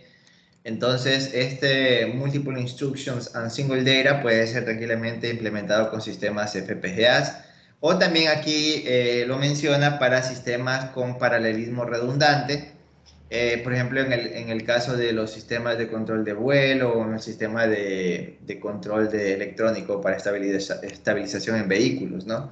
Entonces ahí pueden implementarse este tipo de sistemas, ¿no? Bueno, ¿se acuerdan que yo les hablaba un poquito del ATmega 328? Y es porque tiene una arquitectura bien sencilla que nos puede servir de referencia para empezar con este tema, ¿no?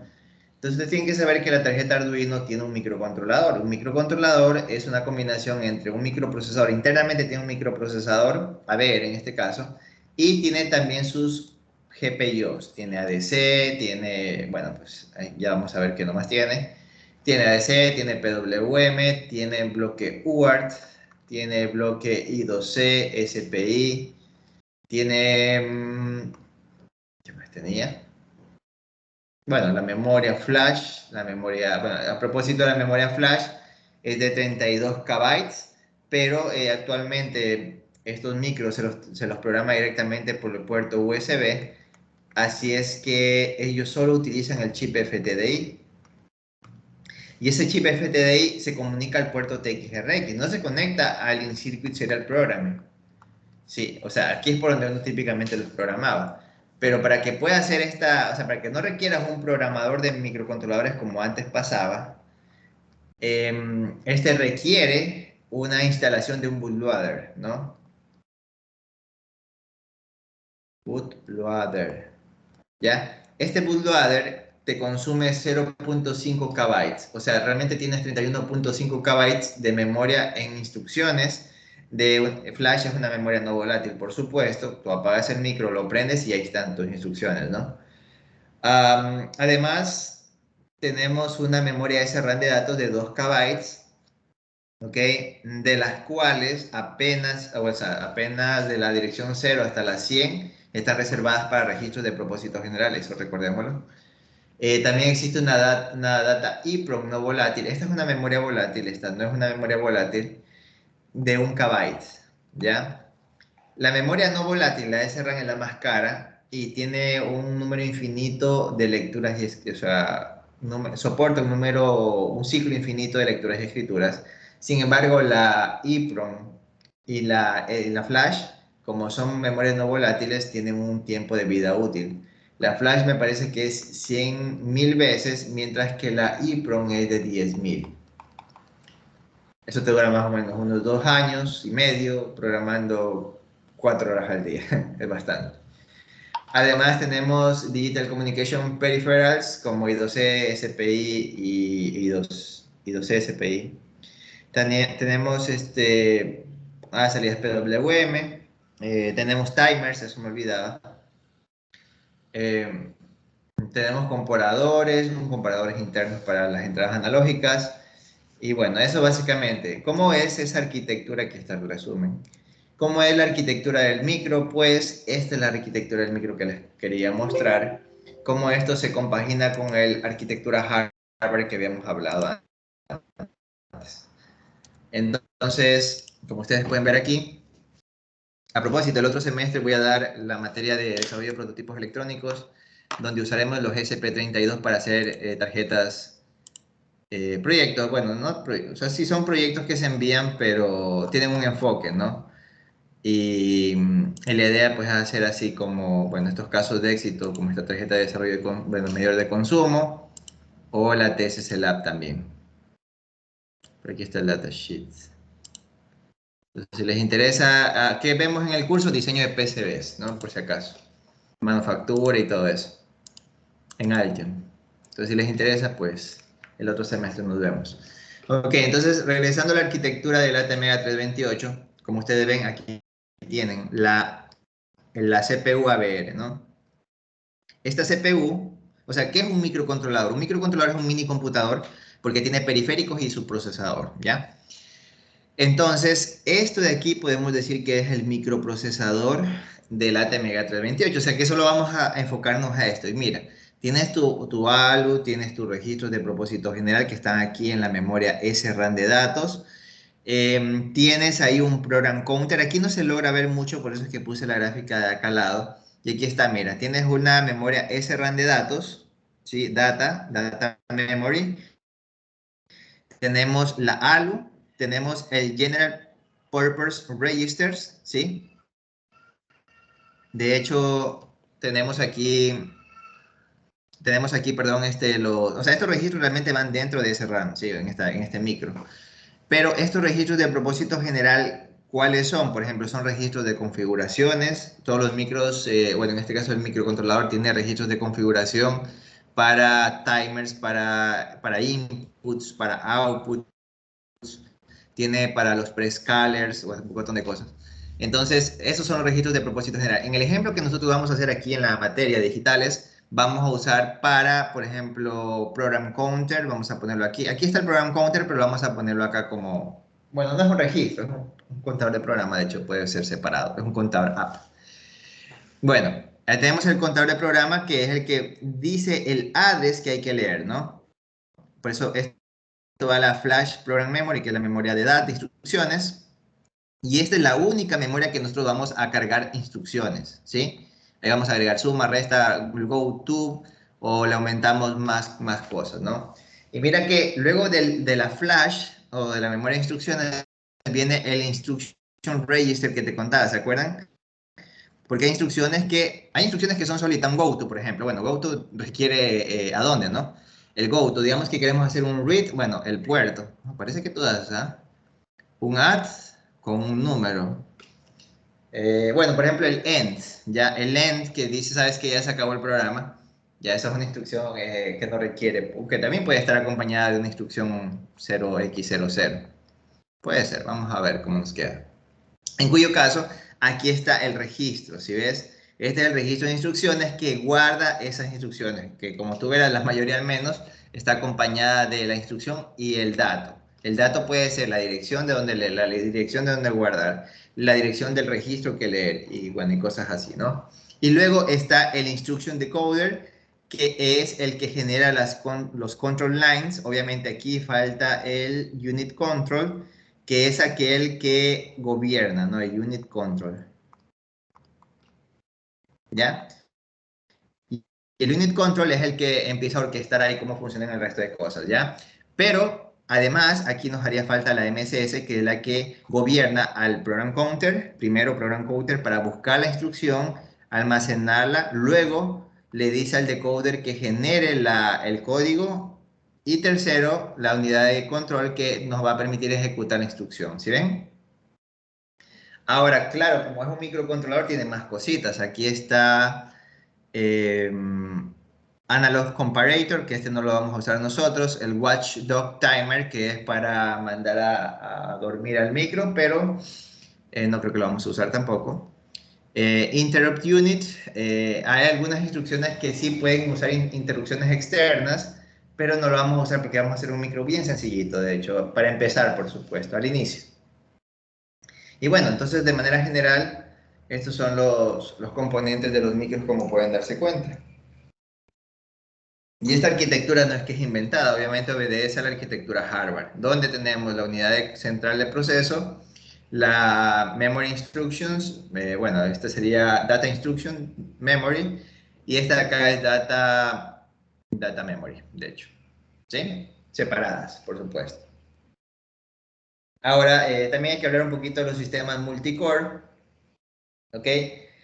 Verán, un sistema multicore es en un solo chip tener múltiples núcleos, ¿sí?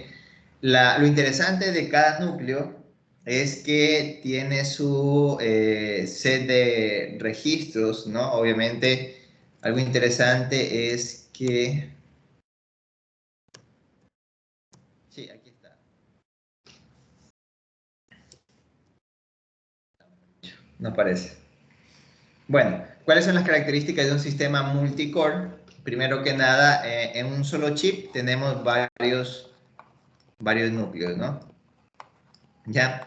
Lo interesante de tener todo eso dentro de un solo chip es que no necesitamos acceder a una memoria compartida. Sí, ahora, algo interesante es que existe, obviamente, ya con el sistema operativo, existe un schedule que te permite asignar tareas a cada procesador, eso sí, pero las ventajas en general son que es capaz de ejecutar múltiples instrucciones simultáneamente en núcleos separados, ¿ya? Eso es algo súper interesante. Además, aumenta la velocidad general y también implementa la computación paralela. Eso sí es obvio, pues obviamente como tienes diferentes cores, puedes tener resultados en menor tiempo. ¿Sí? Lo que les decía con el delta. El múltiple núcleo se utiliza para aplicaciones como sistemas integrados, redes, procesamiento digital de señales y gráficos GPU. ¿Ya? Entonces, eso es lo bueno, por supuesto, o sea, suena todo súper chévere, pero ¿cuál es el problema? Verán, como todo eso está dentro de un solo chip, a veces pasa que la temperatura de la CPU sube mucho, ¿no es cierto? Entonces, cuando sube mucho la temperatura, el mismo procesador, obviamente tú tienes ahí un cooler, ¿no? Pero cuando sube la temperatura, ocurre algo llamado estrangulamiento térmico. Entonces la CPU, o sea, la CPU tiene como que un salvavidas y dice, ¿sabes qué? Si la temperatura sube tanto, yo no me puedo estar quemando porque obviamente una CPU es cara. Entonces dice, ¿sabes qué? Voy a bajar la frecuencia de procesamiento, la frecuencia de ejecución de instrucciones para enfriarme un poquito. Independientemente de que tengas o no el cooler. Obviamente, si tú tienes ahí un cooler, un ventilador, él no va a hacer eso. Pero si tú no lo tienes o al menos no genera mucha disipación térmica o al menos donde está ubicado no hay una buena disipación térmica, ocurre eso. Y como está dentro de un mismo chip, si ocurre el estrangulamiento térmico, todos los cores van a bajar su velocidad. O peor aún, si se quema, se queman todos. Ese es el problema del multi. O sea, nada que ver para aplicaciones como la de aquí. Múltiple instructions y un solo dato. Para aplicaciones redundantes no nos serviría eso. ¿Por qué? Porque uno quiere paralelismo redundante y obviamente ya con un solo chip pues no nos sirve. ¿Ya? Ahora, bueno, esas son las condiciones. ¿Qué pasa con un sistema multiprocesor? ¿Ya? Ahora, cada procesador puede tener uno o dos cosas. Eso no es. En general, un multiprocesor tiene dos o más CPU o procesadores. Estos sistemas ejecutan múltiples instrucciones al mismo tiempo, obviamente lo mismo que un sistema multicore. Ahora, lo interesante es esto que está aquí. Si un procesador falla, no afecta el funcionamiento de los otros procesadores. O sea, aquí viene el tema de fiabilidad. ¿Ya? ¿Por qué? Porque si existe estrangulamiento térmico o defecto, porque dentro de una misma placa tú vas a tenerlos separados.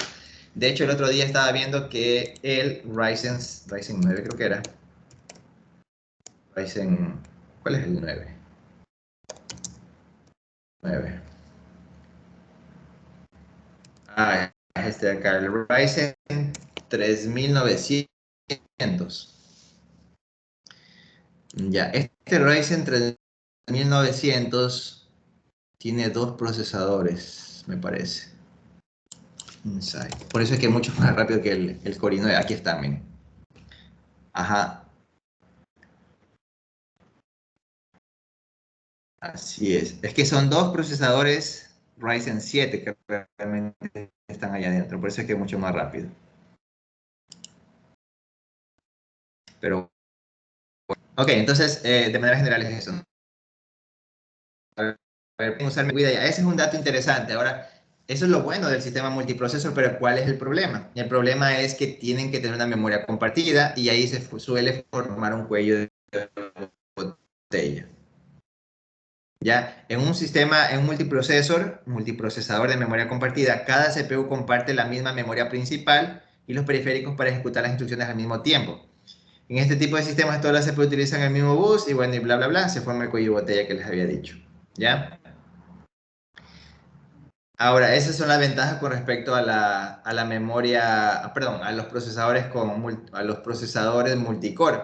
¿Por qué? Porque ellos tienen la memoria o la caché dentro del mismo chip. Entonces los tiempos o latencias para acceso a la memoria pues son súper lentos, ¿no? Acá tienes una comunicación como, luce algo como esto, sí, algo como esto, donde cada procesador obviamente tiene su caché. Ustedes saben que la caché es una memoria un poquito más rápida que la SRAM, ¿sí? Pero es una memoria pequeñita, o sea, siempre tu computador trabaja así, tu microprocesador, bueno, si no, bueno, obviamente considerando la caché, y luego tú tienes otra que es la RAM, y luego tú tienes los discos, ¿ya? Entonces, el microprocesador cuando tiene que ejecutar instrucciones y tiene unos datos que los usa con mayor frecuencia, los guarda en caché, ¿ya? La caché es una memoria eficiente, es casi igual de cara que la RAM, pero es eficiente si es que es pequeña, porque tiene muchas más conexiones que la RAM. Si esta caché es mucho más grande, pues se vuelve más lento, así que no tiene sentido. Y es más rápida que la RAM, eso sí, pero es más pequeña. Luego de eso sigue la memoria RAM, que es una memoria rápida en comparación al SSD, pero no tan rápida como la caché, pero sí tiene más capacidad que la caché. De hecho, aquí estamos hablando hasta 32 GB, ¿no? Actualmente. Y pues acá ya tienes, por aquí tenemos un ejemplo de caché, aquí están los features, pero sí. Ok, entonces a lo que quería llegar es que tú tienes los procesadores que usan memoria, o sea, cachean memoria, la memoria principal para ejecutar instrucciones, ¿sí? Pero tienen una memoria principal, haz de cuenta que esta es la RAM que te decía, ¿ya? Entonces aquí se suele generar un cuello de botella porque no puedes acceder dos procesadores a la vez, ¿ya? Versus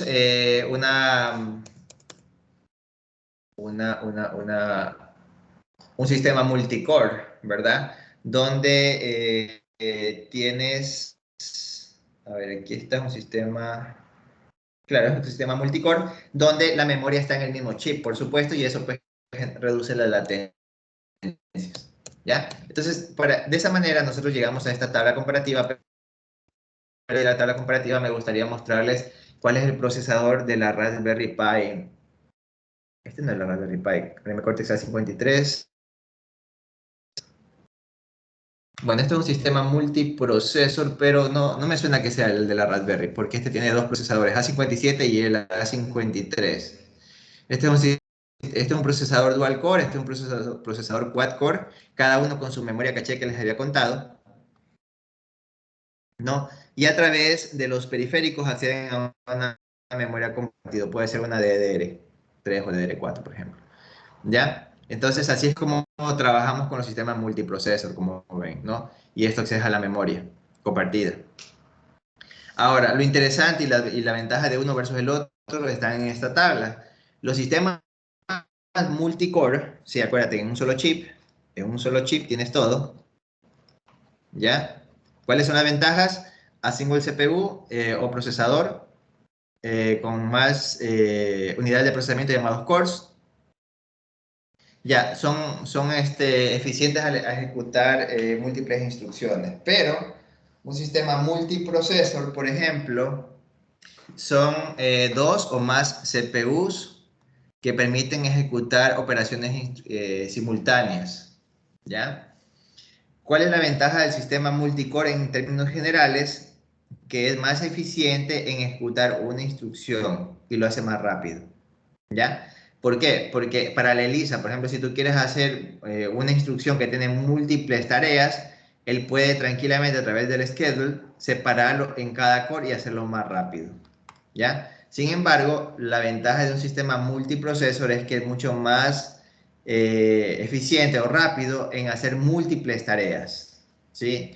Entonces, por ejemplo, si tú tienes múltiples tareas, cada uno con sus respectivas partes que por ejecutar, él lo puede hacer más rápido. O sea, coge este y lo pone acá, este lo pone acá y lo hace más rápido, ¿sí? Múltiples programas mucho más rápido. ¿Ya? No es tan eficiente como un multiprocesor, ya que pasaba lo del estrangulamiento térmico que les contaba, pero este de acá sí es mucho más eficiente.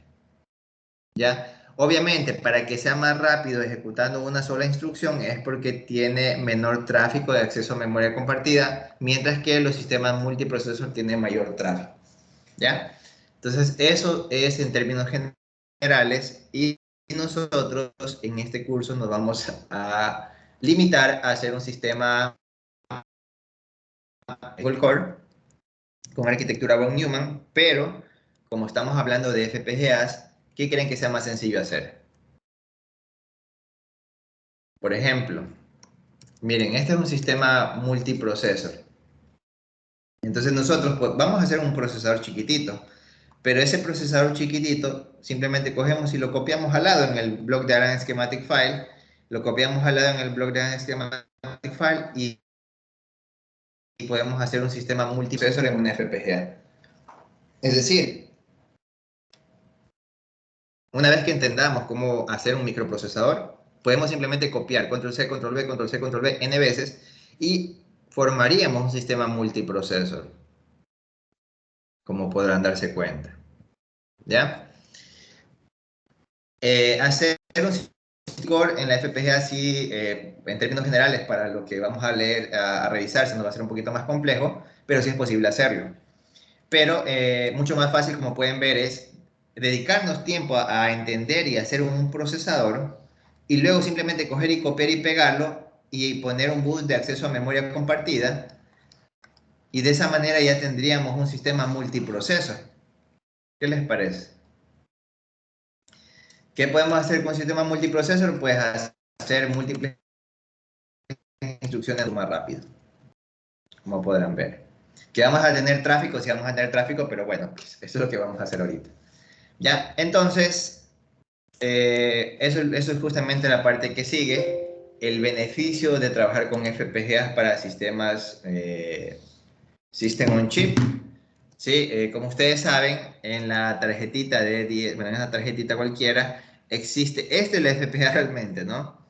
Estas FPGAs actualmente tienen una arquitectura mixta, ¿ya?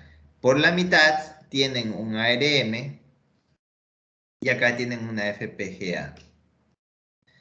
La parte de ARM es un procesador, o sea, es una arquitectura fija, así que eso se le llama Hard Processor. Hard Processor. ¿Ya? Mientras que la parte de FPGA, que es flexible, o sea, nosotros la podemos modificar, se llama Soft Processor. ¿Ya? Ahora, algo que tienen que saber es lo siguiente. Si nosotros empezamos a comparar la parte de hard y la parte de soft, van a tener que saber esta parte. Si tú vas a la parte de hard processor, tendrás algo que es más eficiente, o sea, más rápido. Sí, o sea, me refiero a que es mucho más, o sea, primero es más escalable, porque ya es una arquitectura fija que vas a usar, ¿no es cierto? Y por tanto se va a ejecutar mucho más rápido las instrucciones en este caso. Obviamente, a menos que tú hagas en la parte de software algo más eficiente, claro. Ahora, si vamos en términos de flexibilidad, ¿sí? En términos de flexibilidad, la parte hard es malísima. Ya la voy a poner así, ¿verdad? Entonces este sería como que el eje de acá. Voy a poner algo así. Ya, algo así. Entonces, solo para comparar, o sea, qué es hard y qué es soft, ¿no?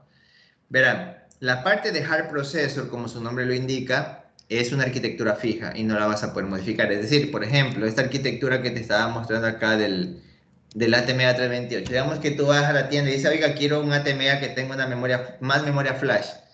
El que te vende dice, oye hermano, pero es que yo vendo esta y así la hizo el fabricante. Si quieres más memoria flash, consíguete el ABR Mega, por ejemplo, ¿no? El ATmega, que tiene más flash. ¿Sí me explico? O sea, no puedes hacerlo, no es on demand la configuración del hardware, o sea, que la memoria, que la cantidad de bits de la ADC converter, Bueno, sí puedes modificar la cantidad que vas a usar, pero tienes un valor máximo desde fábrica. No puedes modificar la cantidad de timers. No puedes modificar el tamaño de EEPROM, ¿verdad? O la cantidad de puertos. A eso me refiero, ¿no? No es on demand. Ya, ahora, entonces por eso se dice que la parte de hard es muy poco flexible, o sea, es muy poco flexible, pero se ejecuta mucho más rápido, ¿sí? O sea, si tú tienes algo en hard processor va a ejecutarse más rápido que en una parte soft, en la parte soft processor. O sea, si tú tienes una implementación hard processor y la misma arquitectura en soft, se va a ejecutar más rápido en hard porque eso ya está configurado y quemado, ¿ya? Pero en la parte de soft puedo agregar más de uno, así que esto sí es más flexible. Esa es la diferencia entre hard processor y soft processor. La parte soft es la parte que nosotros podemos hacer on demand.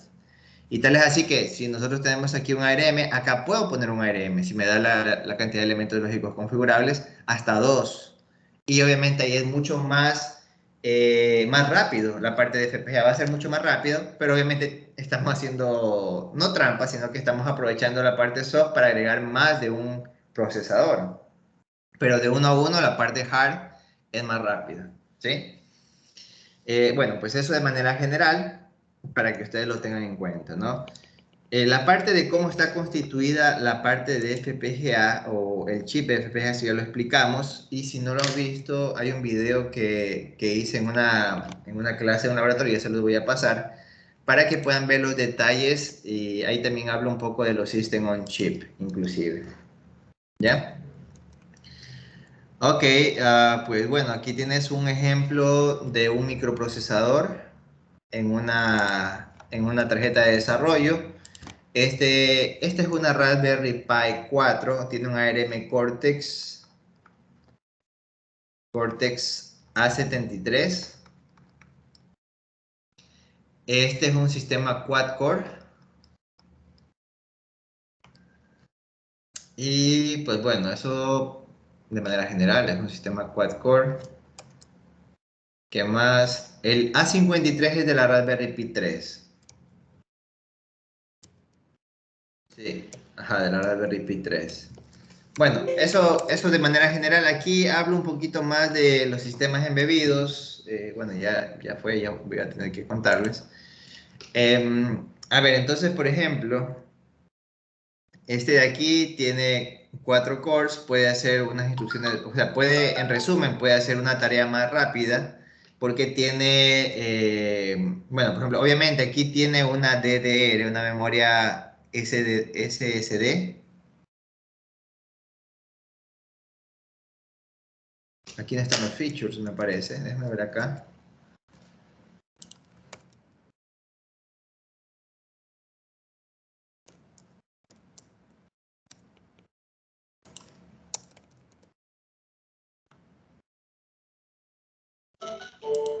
Sí, ya me faltan unos minutos.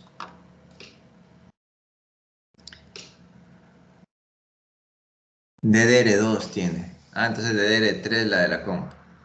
Bueno.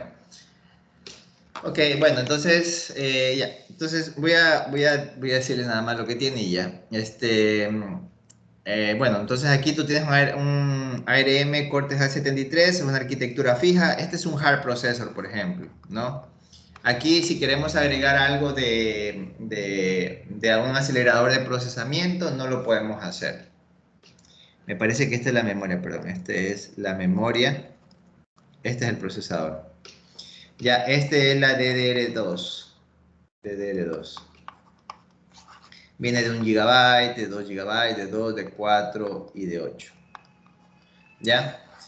Entonces, de manera general, cada core tiene su caché y puedes acceder a la memoria DDR, que es la memoria SRAM de datos. ¿Ok? Bueno, vamos a nosotros implementar solamente esto que está aquí. ¿Ya? Puse esta imagen porque, como podrán ver, este solo es un microprocesador. Es un microprocesador fuerte, pero por placa, por PCB, se le han agregado la memoria. Como tú ves, una DDR2 está acá al lado. El micro SD está por acá abajo. Los GPU, por ejemplo, los periféricos de Wi-Fi están por acá. La conexión a los USB por chip FTDI están por aquí. El driver, el coprocesador para la parte Ethernet o driver es este de acá. Seguramente por aquí también están los HDMI para vídeo, ¿no? Entonces, bueno, cuando tú tienes microprocesadores, por lo general en placas se le agregan el resto de periféricos, ¿no? A diferencia del micro, el micro dentro de un mismo chip están pues todos sus periféricos. Las FPGA son iguales, ¿ah? Las FPGAs asimismo, por placa se le agrega su memoria SDRAM, sino que me parece que esta tiene una memoria más rápida. Déjame ver un ratito. Esta tiene una DDR2, SDRAM, obviamente. Y la DE10 Nano Features, parece que tiene una DDR3, o sea que es más rápida. Ah, por la parte de FPGA puede ser. Claro, esa es la explicación de por qué le ponen una memoria más rápida a la FPGA. Sí.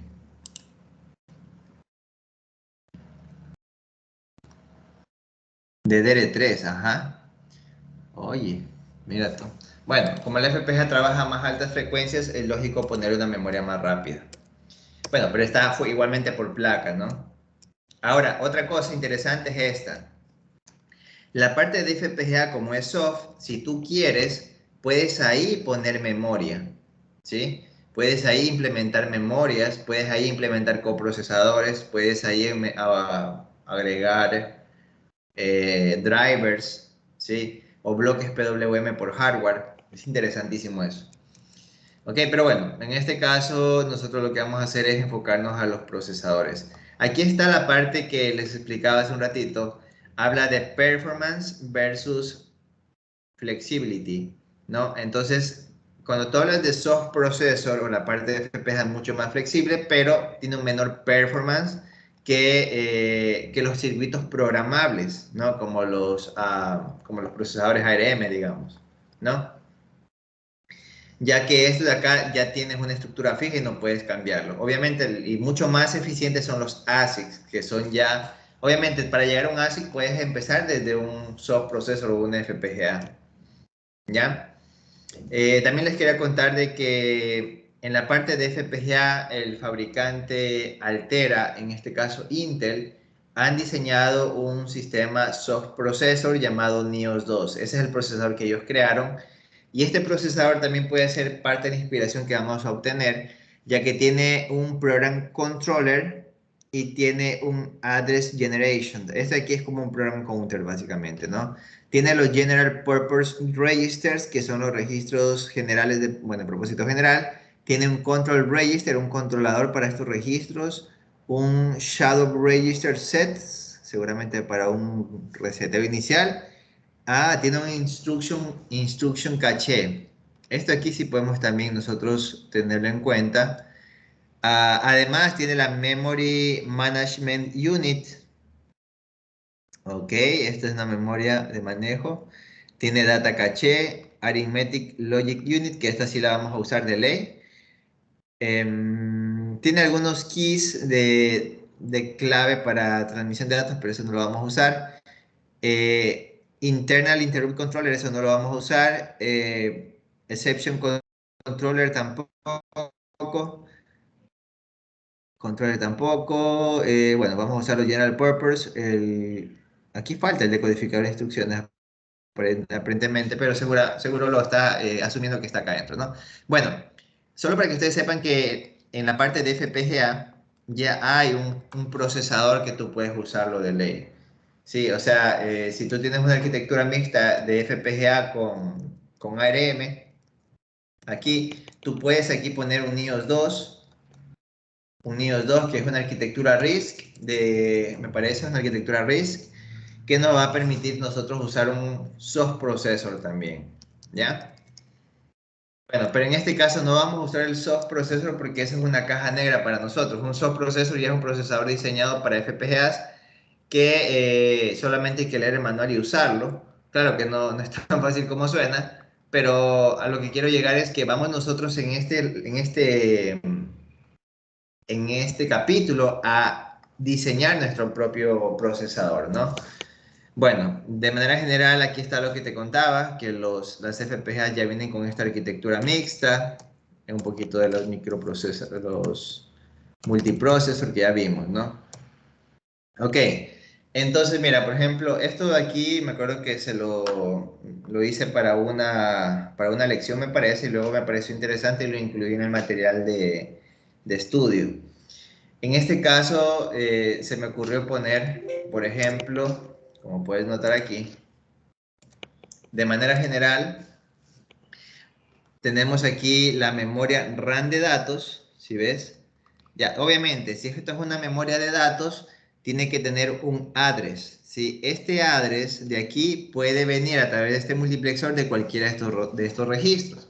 ¿Por qué? Porque te acuerdas cuando decíamos, hágase un read de la RAM, pero tú tienes que decir qué dirección. Entonces, en estos registros pueden estar las direcciones. Obviamente, ese read de RAM viene acompañada de una dirección, ¿no es cierto? Entonces, estos son dos instrucciones, básicamente, ¿no? Entonces, ¿dónde se las lee? Del registro de instrucción, de la RAM. Ah, perdón, esta no es esta sí es la RAM. Esta es la RAM de instrucciones, simplemente. Este aquí es súper básico. Sí, bueno, aquí en principio tenemos las instrucciones que se cargan al registro de instrucciones. Este registro de instrucciones, no, mira que no tenemos ni siquiera un decodificador de instrucciones, va directamente al ALU, ¿sí? Y en este caso, pues nosotros podemos, por ejemplo, coger un dato. Ah, no, esto de aquí no es ni siquiera un microprocesador, simplemente es una arquitectura para poder leer datos y según la MSS configurar su modo de funcionamiento. Esto de aquí es un poquito, o sea, esto de aquí fue para empezar recién apenas el tema de los microprocesadores, pero aún así se está haciendo esfuerzos en la MSS y eso es lo que no queremos. Sin embargo, por temas de tiempo, me voy a saltar directamente el del microprocesador. Porque, por ejemplo, en esa arquitectura, si tú quieres hacer ahora más cosas, tienes que agregarle más instrucción, más estados, ¿no? Pero eso es lo que no queremos hacer. Entonces, de manera general, un microprocesador puede lucir algo así, como lo que está aquí. Tenemos, y eso lo vamos a definir en la siguiente clase. Tenemos la MSS que lo único que va a hacer es buscar, decodificar y ejecutar. Tenemos una memoria flash de memoria de instrucciones. Tenemos un registro de instrucciones como tú ves aquí. Tenemos un decodificador de instrucciones que pasa de alto nivel, o sea, de hexadecimal a binario, para finalmente decirle al ALU qué es lo que tiene que hacer. Lalo puede, o sea, dependiendo del Lalo que hagamos, ¿no? Entonces, Lalo que está aquí simplemente o pone la salida en cero, o pone la salida igual a, o pone la salida A más B, o pone la salida B. Pero podemos agregarle más instrucciones. Ahora, lo que sea que él haga, va a tener registros de propósito general, como ustedes pueden ver aquí. En este caso, simplemente hemos puesto un registro acumulador, que puede ser algo que tú digas, cuente, incrementa 1, incrementa 2, incrementa 3. Y también registros temporales, que pueden ser muchos. Y por medio de este multiplexor nosotros podemos hacer una retroalimentación al ALU. Por ejemplo, cuando nosotros decimos sume A con el valor acumulado anteriormente. ¿Sí? Entonces por eso está esta retroalimentación. Y finalmente esta salida del ALU puede venir al program counter para acceder a datos en memoria, en este caso, en memoria, program memory, ¿sí? Y aquí falta, bueno, pues falta la memoria de datos. Esta arquitectura ni siquiera tiene una RAM, me parece, simplemente usa entradas de valores, como verán. O sea, aquí ni siquiera en esta pequeña arquitectura, ni siquiera, no, sí tenemos aquí un RAM de datos. Ese RAM, pero es para almacenar. Pero si queremos leer no nos sirve. Pero como ven, o sea, son arquitecturas bien simples que son fáciles de entender luego de entendido todo el resto, ¿no? Entonces, algo similar a esto es lo que vamos a hacer en las siguientes clases. Y bueno, pues nos veríamos ya la próxima. Muchas gracias por su atención. Pasen bien, hasta luego. Gracias, ingeniero. Hasta luego. Chao, pasen bien.